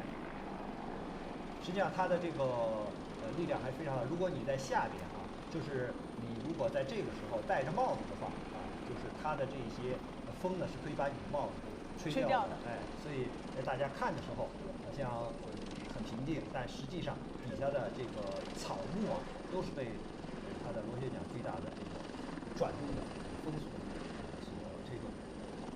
所以这个直十武装直升机其实一直都在展示它的各种性能，比如说它的机动性，然后它的这个实战能力，快速的改变方向这种等等。对，大家看到现在它是一个大角度的俯冲，因为大于35角的俯冲就可以直接俯冲。它刚才起码有个45角以上，现在在进行通常。一转回升，500多度的一个回升，跃升倒转。大家看到它跃升之后呢，开始转变自己的方向啊，就是充分体现直升机的这种灵活性。那么它现在开始打出了一些干扰弹，实际上呢，这是一种防御的手段啊，就是当发现对方的导弹在对自己进行攻击的时候，那么发射这种红外比较强的信号，让那些导弹去追这些干扰弹。所以呢，大家可能觉得这个是跟导弹有什么关系吗？不是他主动攻击别人，而是说呢，他要干扰人家的视线。对，要干扰就是来袭的人。他打的时候是干扰敌方的这个视线哈，人家就找不到他。下降，然后这个做一个那么实际上它的这些武器呢，主要是火箭弹和导弹，还有它前面的非常明显的航炮，当然前面还有它的这个机载的雷达。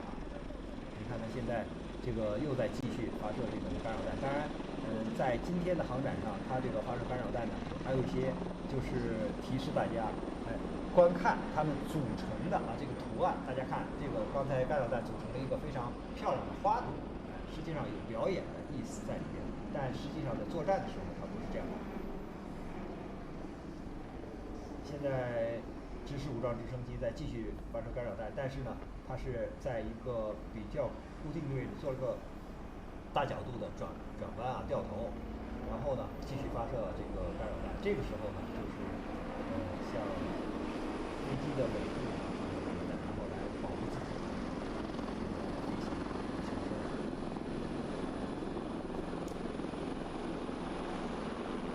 现在是一个快速的机动的转弯，然后调整方向，因为它要尽量的让这个展馆的这些观众啊，对它看得更清楚一些，所以它不能离开啊，就机场跑道的距离太远，所以一直在这个附近呢进行相关的表演飞行。这个直十武装直升机可以担负攻击地面的装甲目标。刚才我们看到可以打出这个干扰弹，提供战场的火力支援，夺取超低空制空权等。现在是在吊起装一个装甲车。装甲车，对。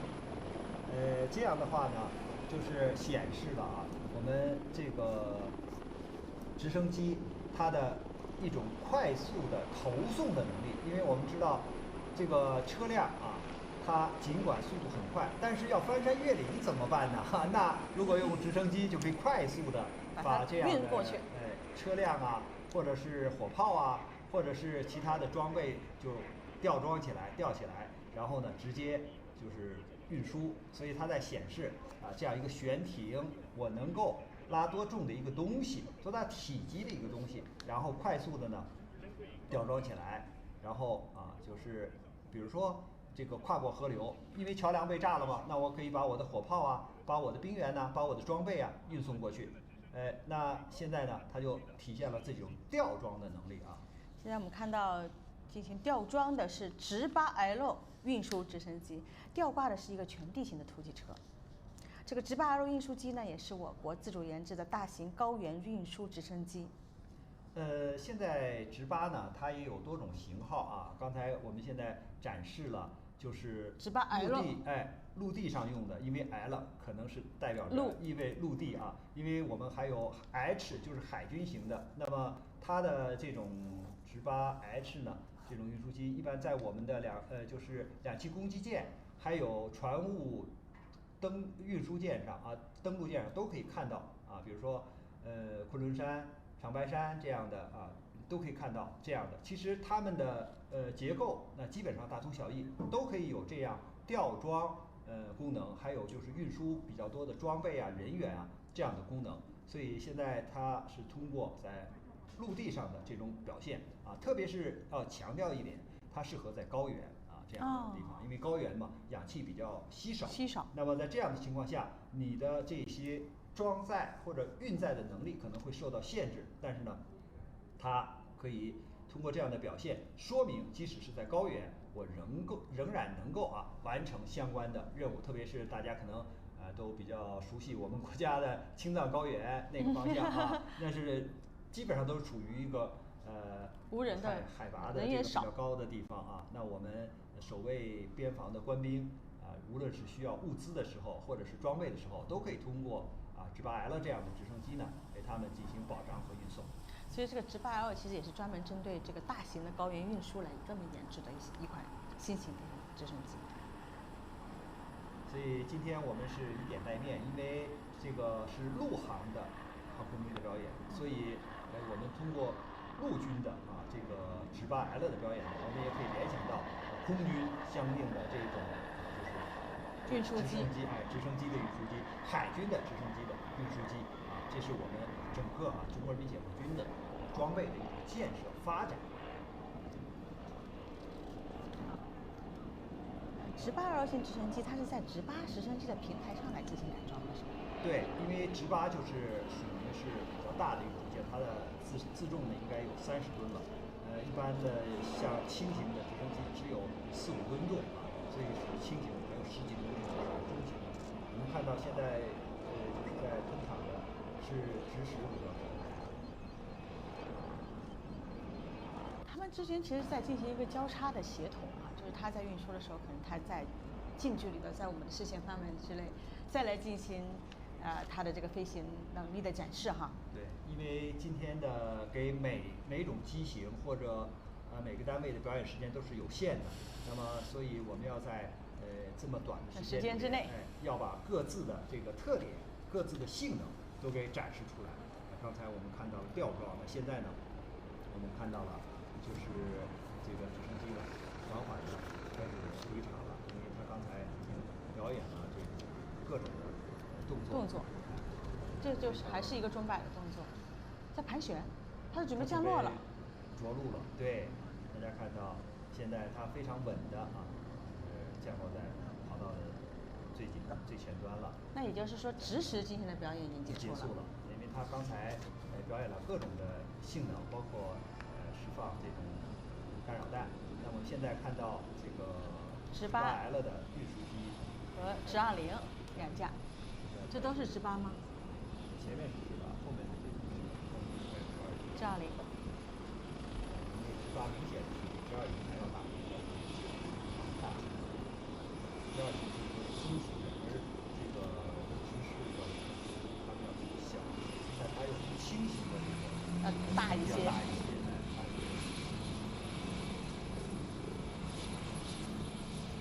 所以我们可以理解为这个即使就是我们的直20也可以运送大量的这个人员和装备，因为它属于通用型的。特别是现在直升机呢，还担负着通讯的中转或者是目标的搜寻、目标的中继的任务。就是当导弹打到一定程度的时候，它可以作为导弹给导弹指引继续前进或者哪个方向的这个目标。所以它是一种多用途的这种直升机。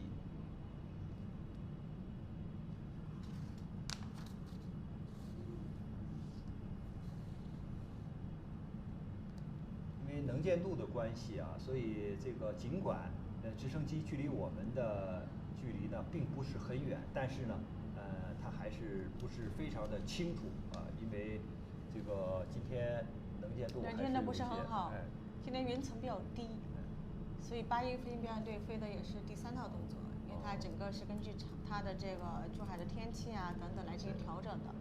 这几天珠海一直在下雨，今天算好的。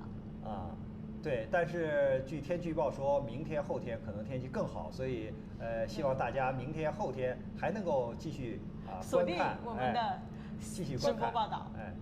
可能就是这个我们的飞行员飞出来的动作更多，这个大家呢能够看到的这种精彩的镜头也更多。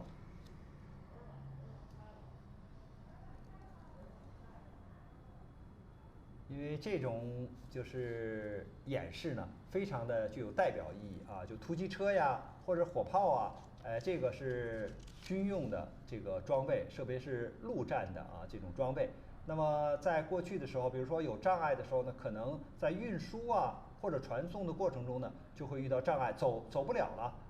那你既然立体攻防或者是这个机动的这种作战，你就达不到这个作战的效果，而通过直升机，特别是这个我们直8L 这样的运输机吊挂，那可以快速的，就是进行相关的这些演示。而现在这个支持我看又起来了他又在这儿，支持又起来了，又开始在继续对他们三型飞机估计还要再协同。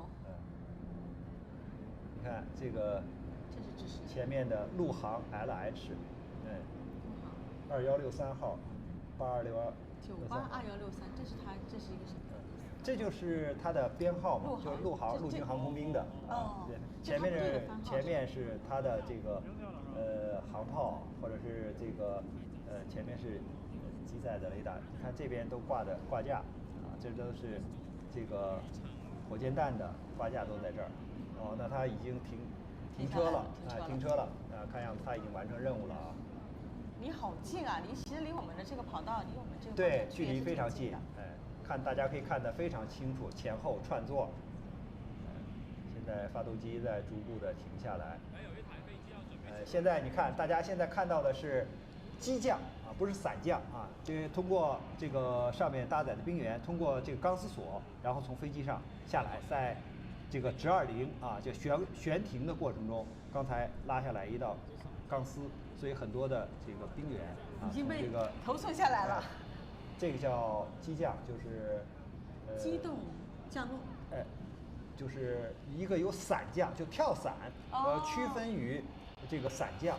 这种呢就是要你的距离离地面更近，更快速一些。刚才人送下来了吧？对，刚才我们可以看到一个班的这个兵员已经就是全副武装的下来了。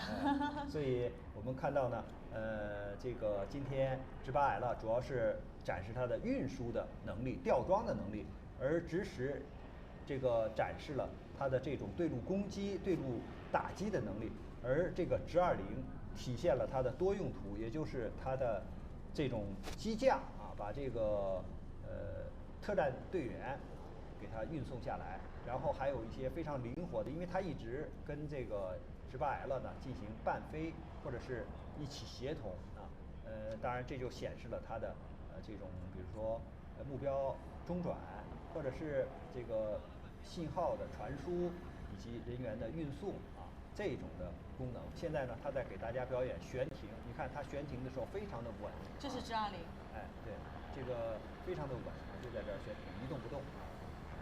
然后它就要表演它在悬停的过程中，我也可以进行上下左右的摆动就是说明我的这个它的机动性能也非常好。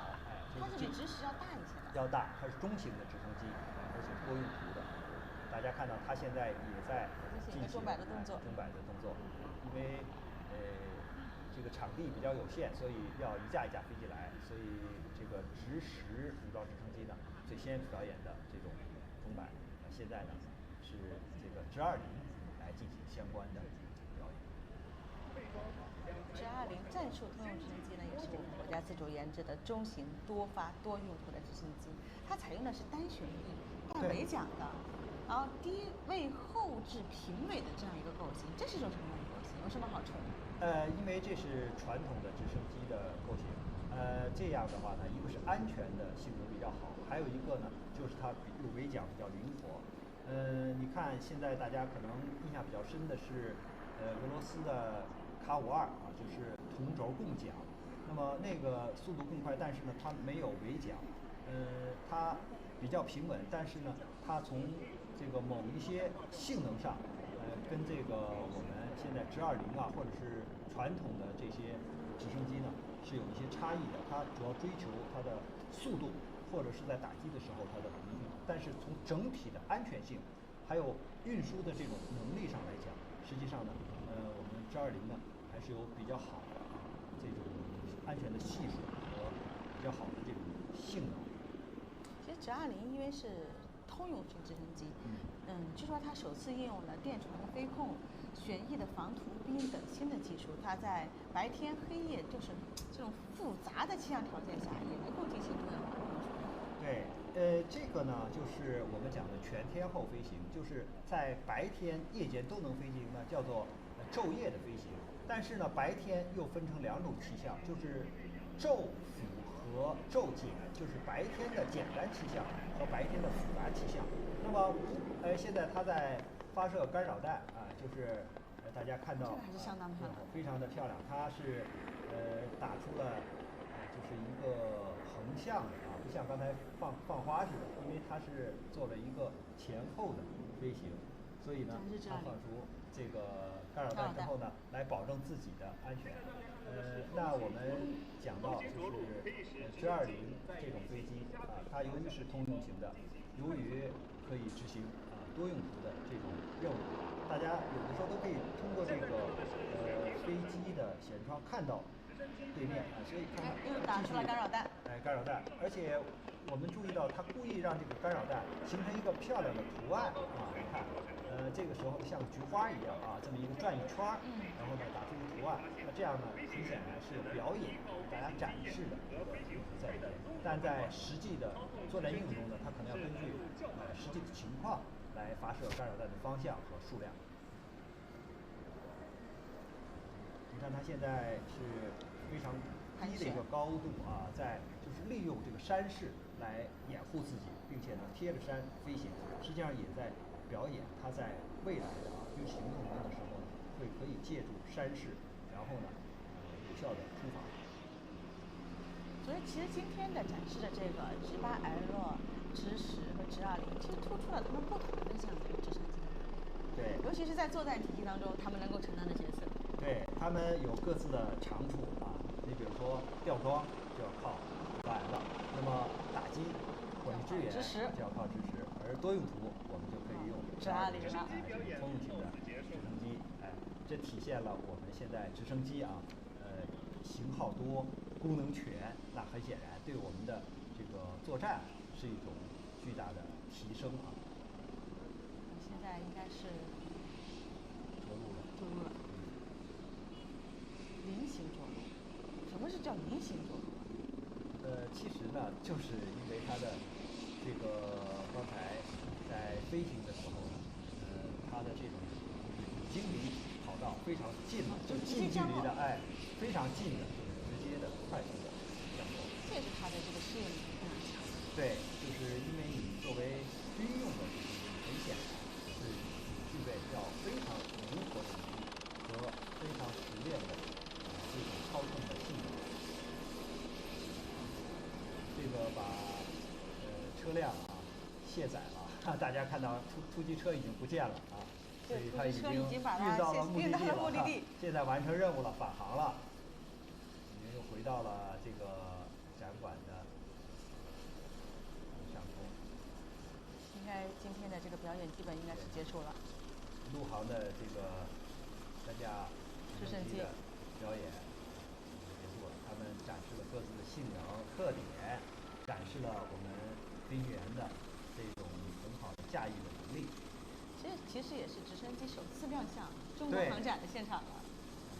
大家能够看到一个动态的因为过去有直升机可能也是静态的都在那儿摆着停着，大家现在直接就可以看到，这些直升机能做哪些动作，能有什么样的功能性能就是都一一展示出来。所以在这个中国航展的现场，我们不仅是可以看到最先进的这样的一个武器装备，其实这一次有很多的大国重器也是亮相。他们说首发首射有很多的新产品，也体现了我们新技术的发展。的确，刚才我们通过这个讲解，也既看到了就是我们军用战机的这些性能能力，而且呢我们也展示了民用的这些飞机的特点，比如说刚才 C919的这种飞行客机，还有就是像特种的飞机，比如说这个 AG600这样的可以灭火的飞机。现在我们大家看到了陆军航空兵的直升机这个作为中国人民解放军的这个建设发展来说呢，也是一个巨大的跨越。因为过去解放军嘛都是靠2条腿走路也没听说过，就是说还有直升机如虎添翼的来进行空中的支援。而现在我们已经有了自己国产的这样的多型号的直升机来加入陆军的部队所以大家以后觉得这个飞行员怎么是陆军呢？就觉得不足为奇了。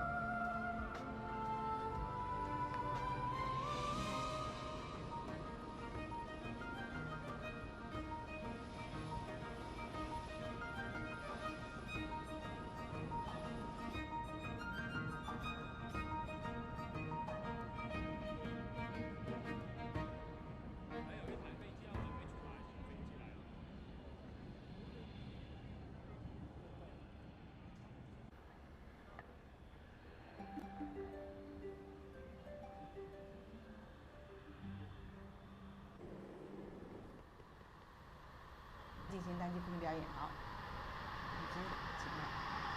对，教师飞机呢是我国自主研发的一款跟世界同水平的一个高级教练机。它的起飞距离非常短，你看现在它在平推加速，拉起，然后速度到了拉起，拉起来，非常的漂亮。这飞机是近乎垂直于地面的扬轴，一飞冲天啊！对。然后呢，它现在在做一个调整，往右侧的这个方向转弯，然后转过来以后直接对向这个观众席，然后呢开始做一个大坡度的盘旋。哇，发动机的声音相当的可以啊，这个。对。它的这个盘旋的半径呢非常的小，而且它的可用的引角也非常大。据我了解，这款飞机的最大可用引角达到了26度，而且它还有一定的余地。你看它的半径非常小。我的印象中，它的半径大概只有300多米。然后它改出以后，直接的大扬角又上升了。对，拉起。然后大伙儿可以看到它的2个边条涡是非常明显的。这个边条涡呢，对这架飞机的气动特性有非常好的作用，所以它的机动性，包括它的敏捷性，都是非常好。我看它起飞的时候就相当的快了，起飞间距很短啊。对的，它呢是配了2台这个全旋线数字电传控制的涡扇发动机。双发的，对。作为教练机来讲，它首先强调的是安全性，所以我们这款教练机呢，它用的是双发，而且呢，它是一个数字电传控制的。然后连续的横滚，然后再直接的跃升。是的。这个机动性相当可以啊。对的。然后它一个半斜扣就下来了，所以它整个的这个飞行表演的范围都在这个视线范围之内。所以看起来真的是非常的过瘾。对的。那实际就在我们的上空。对。快速的通场。是。然后一个大仰角，横滚，连续的横滚。对。又上升。对。这就是一个倒扣吧？这是一个变向，就是在滚转的过程中，把飞机的方向快速的进行一个变向。这在作战过程中，它有非常实用的一个动作。机动性相当的可以。对。又是个大仰角的提升，横滚，做连续滚转，然后一气呵成，再次变向，然后反方向调整飞机的位置和。杨洋老师曾经就是这个教师，之前叫 L15啊。对的。您就是首飞员。首席试飞员，这首飞的就是您试飞的。对的。那现在再看到这型飞机，很亲切吧？那肯定的，这必须要亲切。那这个动作您现在是一个侧飞，然后也叫这个刀锋动作。它实际上就是飞机以接近于90度的这个坡度，然后在空中稳定一个时间。好了，侧飞结束以后，然后进行一个调整。这个侧飞的动作其实就像一把尖刀一样，大坡度的在空中划过去了一样。对的。就通过这样的一个转向动作，也是在调整飞机的轨迹的吧？是的，同时呢也反映出这个飞机的优良的这个气动外形、气动特性。好了，拉起来。气的横滚是他经常做的这样一个动作。做一个4点的滚转，它就是每90度，然后再转一次。转一次。这样的话呢，也同时能够反映出我飞行员的操纵水平和飞机的操纵性以及它的安定性。这些动作您在试飞的时候都飞过吧？都飞过。是不是对飞行员的这个考验非常的大？对的。除了对飞行员的考验，同时也是对飞机的考验。想做这个动作，现在开始放干扰弹。这架飞机呢，虽然是个教练机，其实呢，它也可以作为一款轻型的攻击机。在必要的时候，它可以参加作战。好了，现在飞机回转，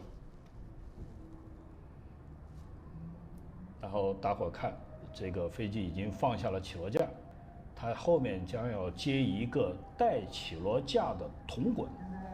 带起落架的铜滚。对的，带起落架的铜滚。马上。对的。好，放下起落架。好了，拉起来。拉起来。好，开始。盘旋。对，做一个铜滚。铜滚。铜滚就是像桶一样的，它比铜滚要更大一点，是吧？对，就相当于一个桶。我们平时看的桶是立在地面的，相当于把这个桶放倒在水平的位置，然后飞机绕着这个桶的边缘，然后旋转一圈。然后而且它是带着起落架的，某种情况下带起落架，它的飞行速度一般不允许大，但是呢，它在这么小的速度范围内，它就可以做这个动作，因为铜滚呢是一个战术机动动作，在实际的作战过程中，这是运用的比较多的。但是对飞行员的考验能力要求很高啊。对的，它尤其对飞行员的操控能力。尤其在表演过程中，他要做好这个铜滚还是比较难的。一般的我们都是在中空做这个动作，但是今天呢，它的高度大概也就是200到300米，然后完成这个。现在他把起落架放下来，应该是在调整我的位置，准备小航线落地。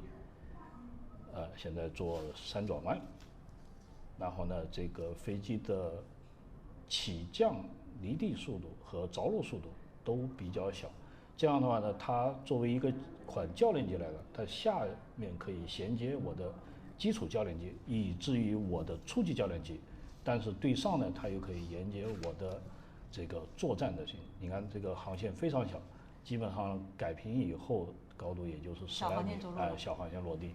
现在基本上我们的战斗机都是小航线落地。对的，因为在作战过程中，它要尽快返回地面进行补充，再次出动。所以对小航线的这个训练是非常重要的。小航线就是很快的就着陆了。对的，就是在尽可能短的时间内完成我的落地动作。这个作战是非常有用的，因为它可以节省很多时间，再次准备，再次出动。好了，现在飞机在减速，它放出了减速板。这个飞机呢是没有减速伞的，正因为它优良的起降性能，所以它不需要减速伞。减速伞如果有的话，当然对飞机着陆的滑跑着陆距离是有好处的，但是呢，有的话它又会增加我的维护。我没有减速伞，在维护上我可以更加的简化。好了，现在飞机收起减速板，然后准备滑回停机坪。这个参加飞行表演的这个飞行员也曾经是我的徒弟。您的徒弟呀？对的。然后他在我们空军的这个教8的时速尾旋上面，他是9个种子教官之一。哦，您带出来的徒弟，我记得您是在08年的时候，咱们是 L15的首次飞行。对的。06年是首次亮相。对的。我认识杨老师也有10几年的时间了。是，然后在09年，我跟崔老师也有幸在迪拜相遇。那个是他首次飞出国门。对的，那当时也是我飞出去的，然后从巴基斯坦，然后越过这个印度洋，到阿拉伯湾，一直越过这个阿曼，到的我的阿联酋的迪拜，然后参加我们的迪拜航展。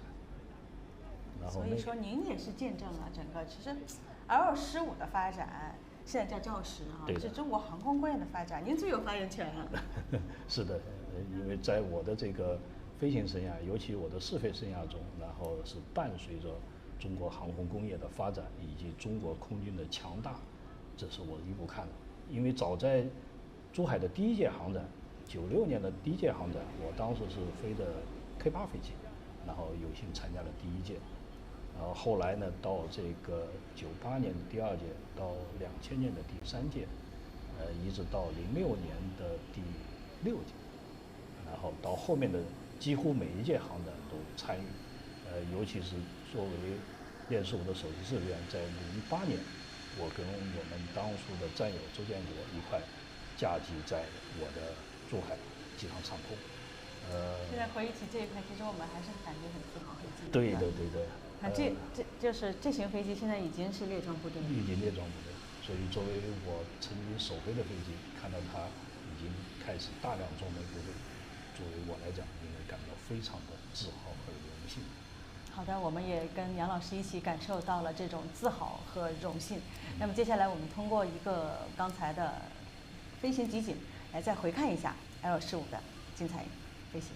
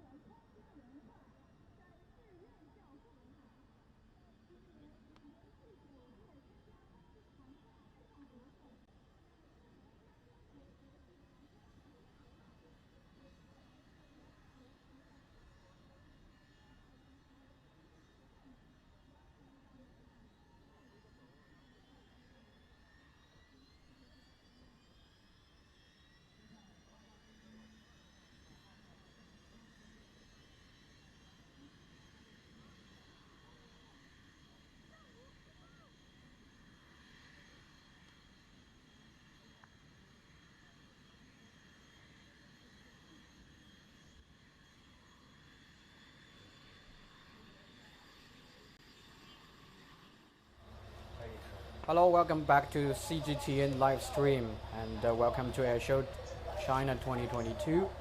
I'm reporter Zheng Songwu. And I'm Huang Fei. We're live in Zhuhai in Guangdong province, and we're looking at part of a flying display. Right now, 4 aircrafts about to take off. Yeah, Taking off. that's the PLA Air Force Aviation University's Red Eagle Air Demonstration Team.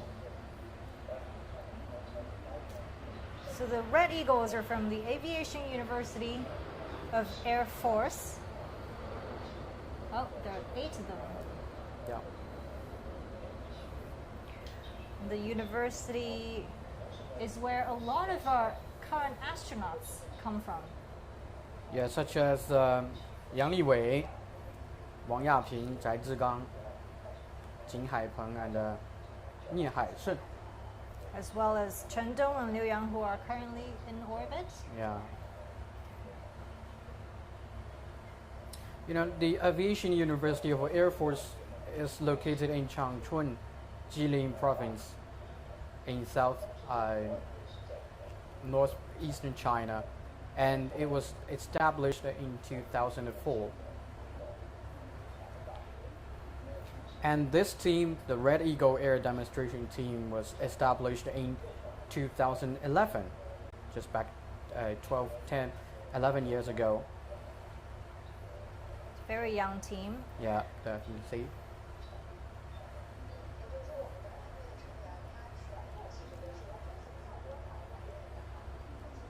And we can see on the camera 8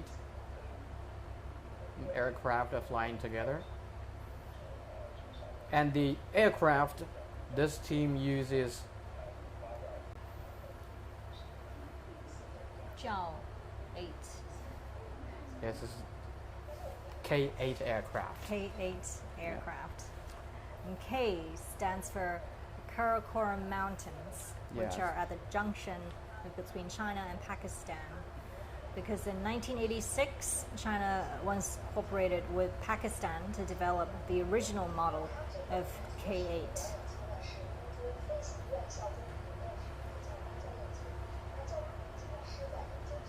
So we're going to see performance from the K aircraft. Right now they're flying in an arrow shape.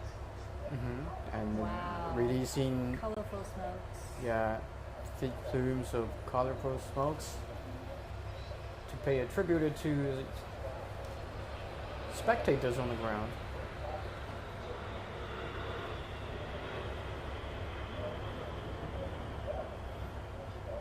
And they're changing their shape. Wow. Changing shapes very quickly. Yeah. This aircraft only made its, this aircraft made its maiden flight back in 1994. And it was officially equipped with the Air Force Flight Academy in 1998. Right now it's the main training model for the Flight Academy. And all the pilots are the instructors from the team. And among its 18 members, there are 3 super pilots and 15 first-class pilots. And they're all top pilots in China. And also on October 1st, 2019, the instructors from a team celebrated the 17th anniversary of the founding of the People's Republic of China on the National Day Parade, flying 7 K8 aircraft over Tiananmen Square with colorful smoke.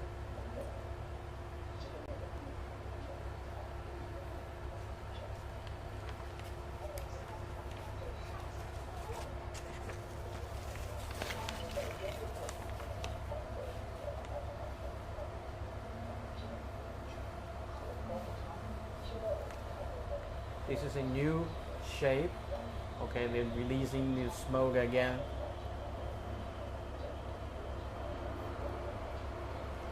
But only 3 of them are releasing the smoke.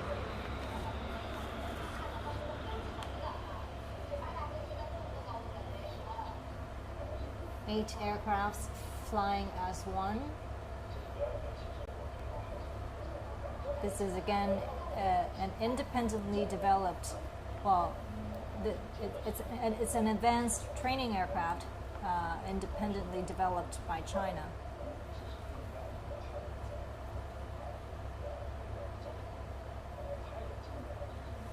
It's equipped with some fire control systems and can also mount air-to-air assault weapons. They look like bees on the camera Yes. in the sky. Bees that can mount very powerful attacks Yeah. in combat. And so for students learning to fly fighter jets, learning to use this aircraft and mount air-to-air missile attacks, and mastering how to use aerial cannons to attack enemies is one of the most basic training components in their one of the basic links in their combat training. And they will turning right in the same flat. They also have to keep the distance in a proper way. Yeah, it looks like they're flying very close to each other again. Yeah. Beautiful arrow piercing through the skies. Now they're changing formation.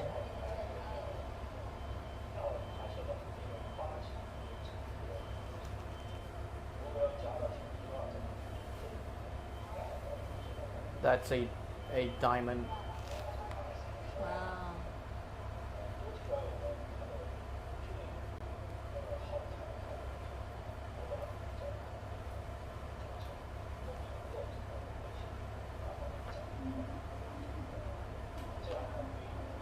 So this airplane is actually flown by many pilots from all over the world, from 20 different countries, including the United Kingdom, America, and Russia. Yeah, and And- they all spoke highly of the Yes. aircraft. And also these aircraft made its maiden flight in 1994 and was officially equipped with the Air Force's Flight Academy in 1998.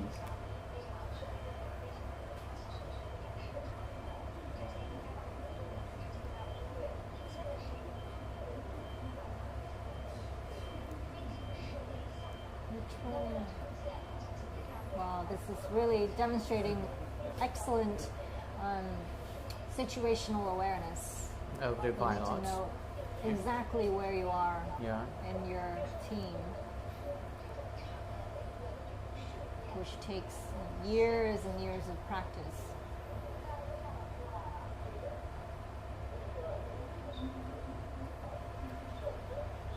You know, flight demonstration teams like these are a window into a country's air capacity, air combat capacity. And the aircraft itself has been exported to other countries as well, countries like Pakistan, Myanmar, and Zambia, or Namibia. And the aircraft is equipped with some fire control systems, and it can also mount air-to-air assault weapons.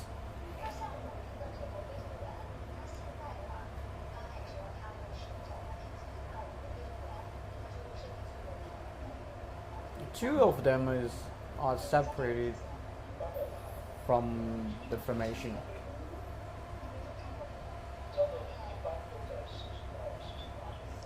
So I'm sure these formations and the way they change them have real, combat meanings. We're expecting they have a special movement for us. What are these two going to do? It seems that they're flying in a very close way. They're making a right turn. And now it's a flat path. It's a very basic formation in real combat, and they separate flying to different directions. So you can see the color is red as white. That's why it's called a red eagle.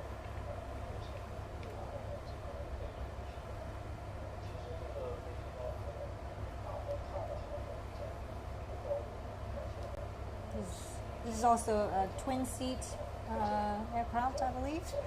It's a very cost-effective and easy to operate, which is a great way to lay a solid foundation for pilots in training. So the student sits in the front cockpit and the instructor sits in the back. Yeah. It's okay, opposing cutting edge pass again. Beautiful.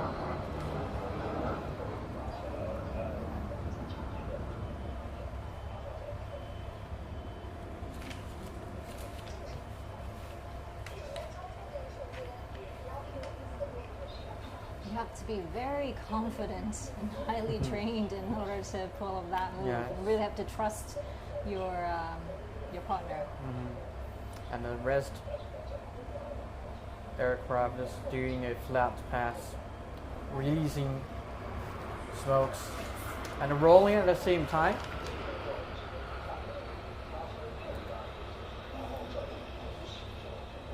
Oh, that was incredible. Changing formation again. One of the aircraft was leaving the formation.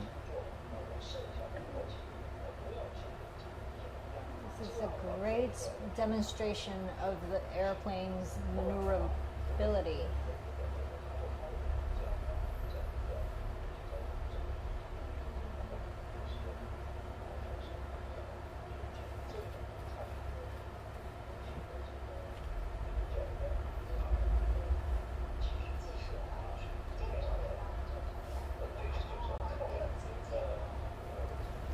Okay, Wow. one is doing a flat pass, the other is just keep rolling down and up around this It's like air flight.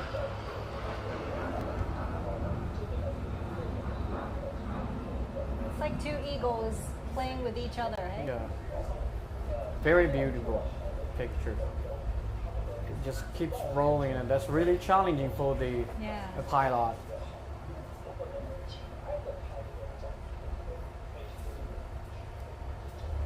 Now we're seeing in the static display the Y-20. Yeah. With a new 4-turbine fan engines. This is another photo opportunity. Okay, that's great. They broke to different directions.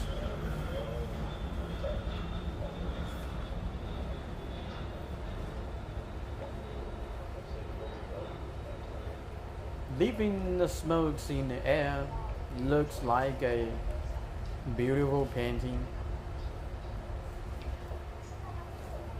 This year, I must say, there are visibly fewer people on the ground. Yeah, and we can also see some infantry vehicles and an AG 600 that demonstrated some flexibility in the morning.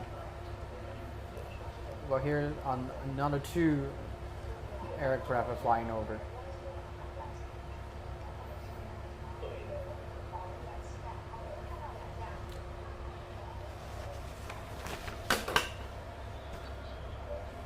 Okay, they're gonna repeat the movement.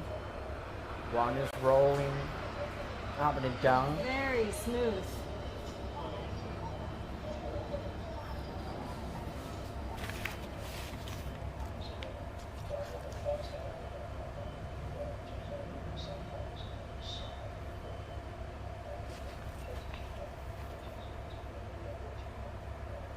So again, these are best of the best in our Air Force. Yeah, top pilots. And the top echelon of these elites become astronauts. And also speaking of the training of pilots in China, this training of pilots of the Chinese Air Force is divided into the initial education, the advanced education, and also the army training education. And only in the advanced stage they get to actually use this K-8 aircraft. Yeah.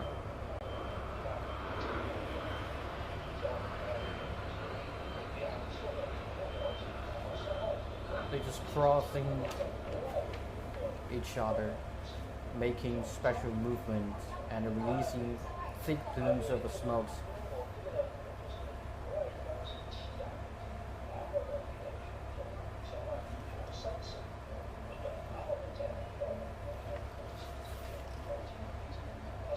And also speaking of pilot training and pilot recruitment, there are, discussions about height requirements of these pilots. They can't be too tall. Yeah, it can be too tall. I think the range is from 160 to 185. Yeah. That's the height. That's a range for Pilots. the pilot's height.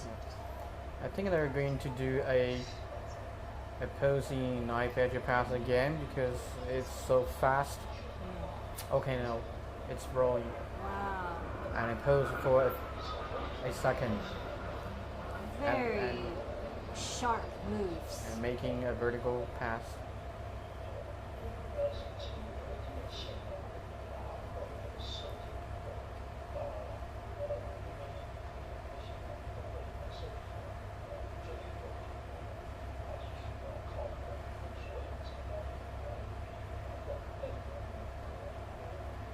So in the higher education training stage, the K-8 aircraft is used.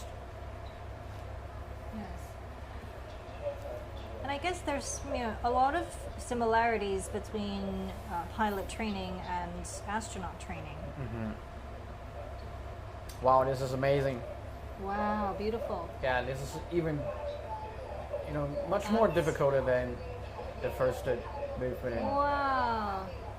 Now it's one aircraft is rolling around the two aircraft and they just broke to different directions.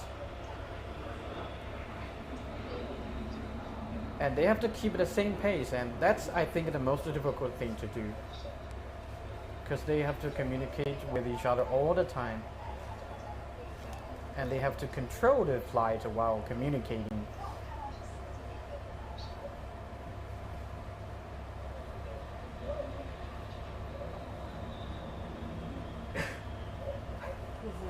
Excellent demonstration of their Wow, teamwork. that's- Another beautiful move. That's amazing. Another amazing movement. Two different aircraft that are rolling up and down around the other two aircraft which are doing flat pass. Just never ending. Just keeps rolling and rolling and rolling. Yeah. I guess That looks like a DNA. Yes, it does.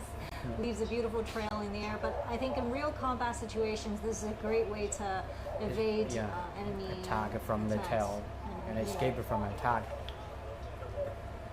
It's a good way to confuse your enemy. Like they don't know where you're going. Yeah, it's a solo performance. Okay, opposing. Okay, climb Steep vertically. climb. Yeah, steep climb. This is another multi-G maneuver. Bearing down.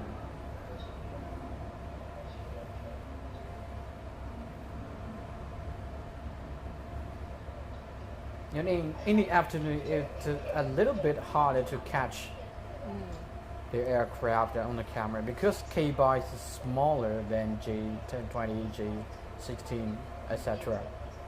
Yeah, we're looking at the AG600M, which just performed earlier this morning. There are still, quite a number of people. Yeah, in the center of the screen we can see a J-20. 3 aircraft are flying together with the altitude difference.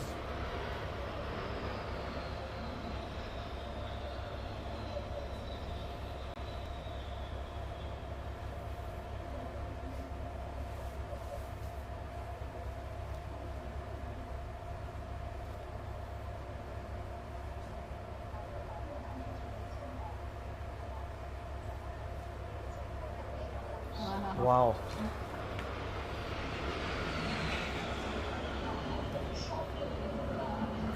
It's flying over our studio. Yes. But they're a lot less noisy than the J-20. Yeah. No. That movement was really fantastic. You even can't think about a word to describe that.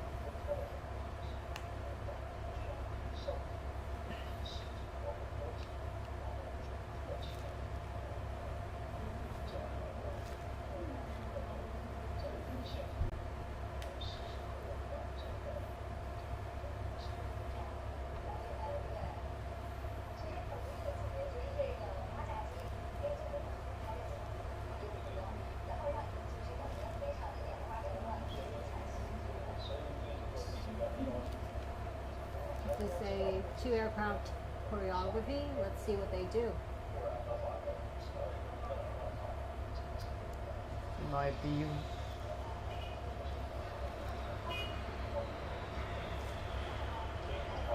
Ooh, that's. Wow, it's a 4 aircraft.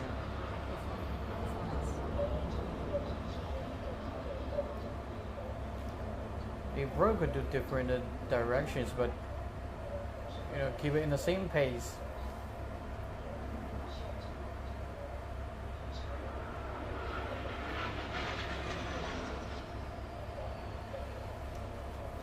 So again, we're looking at the static display of the Zhuhai Air Show, also known as Air Show China. It's the largest air show in China and has been held every 2 years since 1996 here in the city of Zhuhai in Guangdong province. And it's an event to promote the country's homegrown military and civil aviation technology. And we're looking at one right now. This is an indigenously developed trainer aircraft.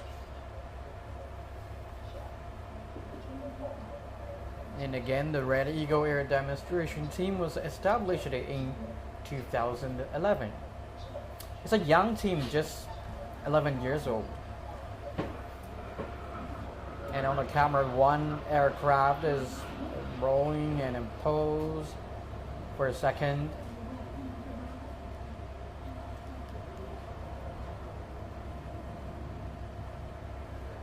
Yeah, it's a challenge for the camera to capture the movements. It's spinning down and climb vertically again. I think the weather today, as you said, is makes it quite difficult to see the aircraft. Spinning down is also important in real combat because it also helps pilots and aircraft to escape from an attack from a tail from the enemy. It's rolling again, twice. Okay, it keeps rolling. And then going up again.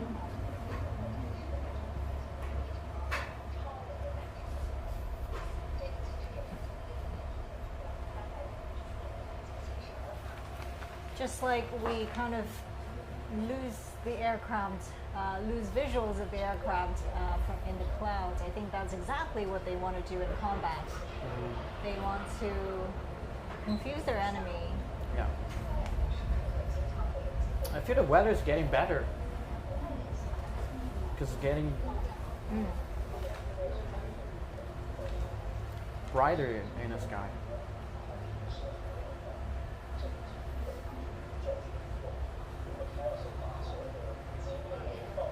In the limited space, there's only one aircraft. The rest must be preparing for the special movement.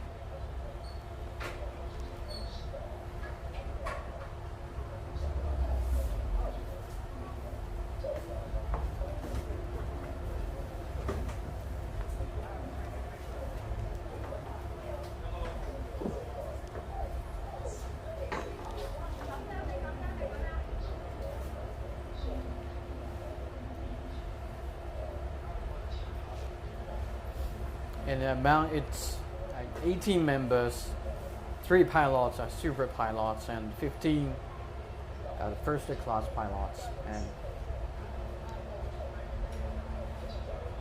7 aircraft Wow. Beautiful. releasing smokes are flying together, and they're braking again to different directions.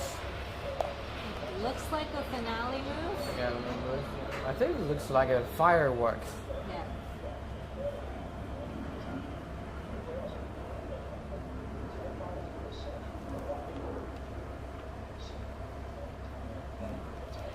We mentioned that the K-8 has been exported to countries such as Pakistan, Myanmar, Zambia, and Namibia. Yeah. So it means that not only we can produce and manufacture aircrafts, we've also been able to get to a certain quality level, an international quality level that has been recognized by other air forces. Yeah, and also K-8 is, cost effective and easy for the pilots to operate, especially for the students to operate, like a junior pilots.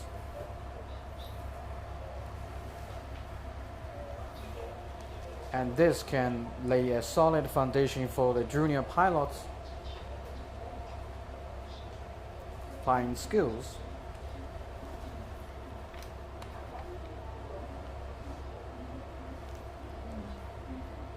The flying displays have always been a highlight of every air show. This year we have so many firsts. Now this one is landing. And when training, the students sit in the front cockpit and the instructors sit in the back one.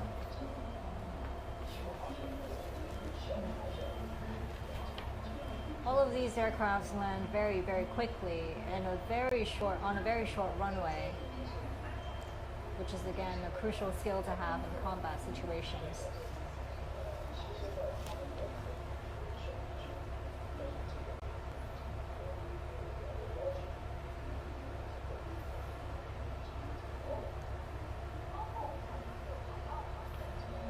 K-8 looks much more flexible because it's smaller. It's a smaller size and compared to J20, J16, and even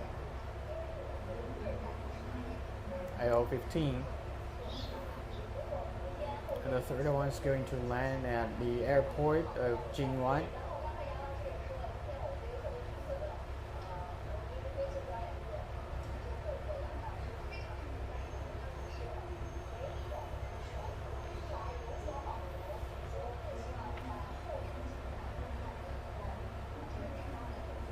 And they haven't, demonstrated all their movement today. I wonder if it has something to do with the weather conditions. You want to keep it secret for the spectators.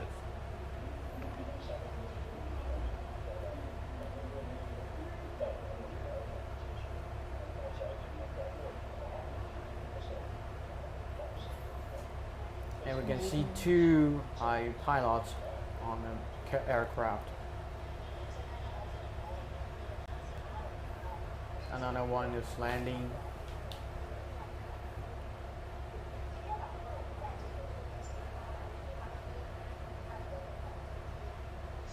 And we can see the pilots with their helmets on. very colors are in line with the aircraft. I read that there's a saying in the pilot community: you lose 20 points of IQ once you put on the helmet. Once you get up in the air, you lose some IQ points because it's just. That sounds hell for me. It sounds very dangerous, but it's one thing flying in a simulator and making decisions on the ground, but it's really, it gets really challenging when you go up in the air and you're pulling multiple G's and you're fighting to squeeze the blood from your extremities back into your brain and trying not to pass out, but at the same time, working with other with your teammates and trying to survive in a battle and trying to win the battle. Okay, that's the replay. Enjoy the highlights. And again, stay tuned on CGTN, and more air show will be coming to you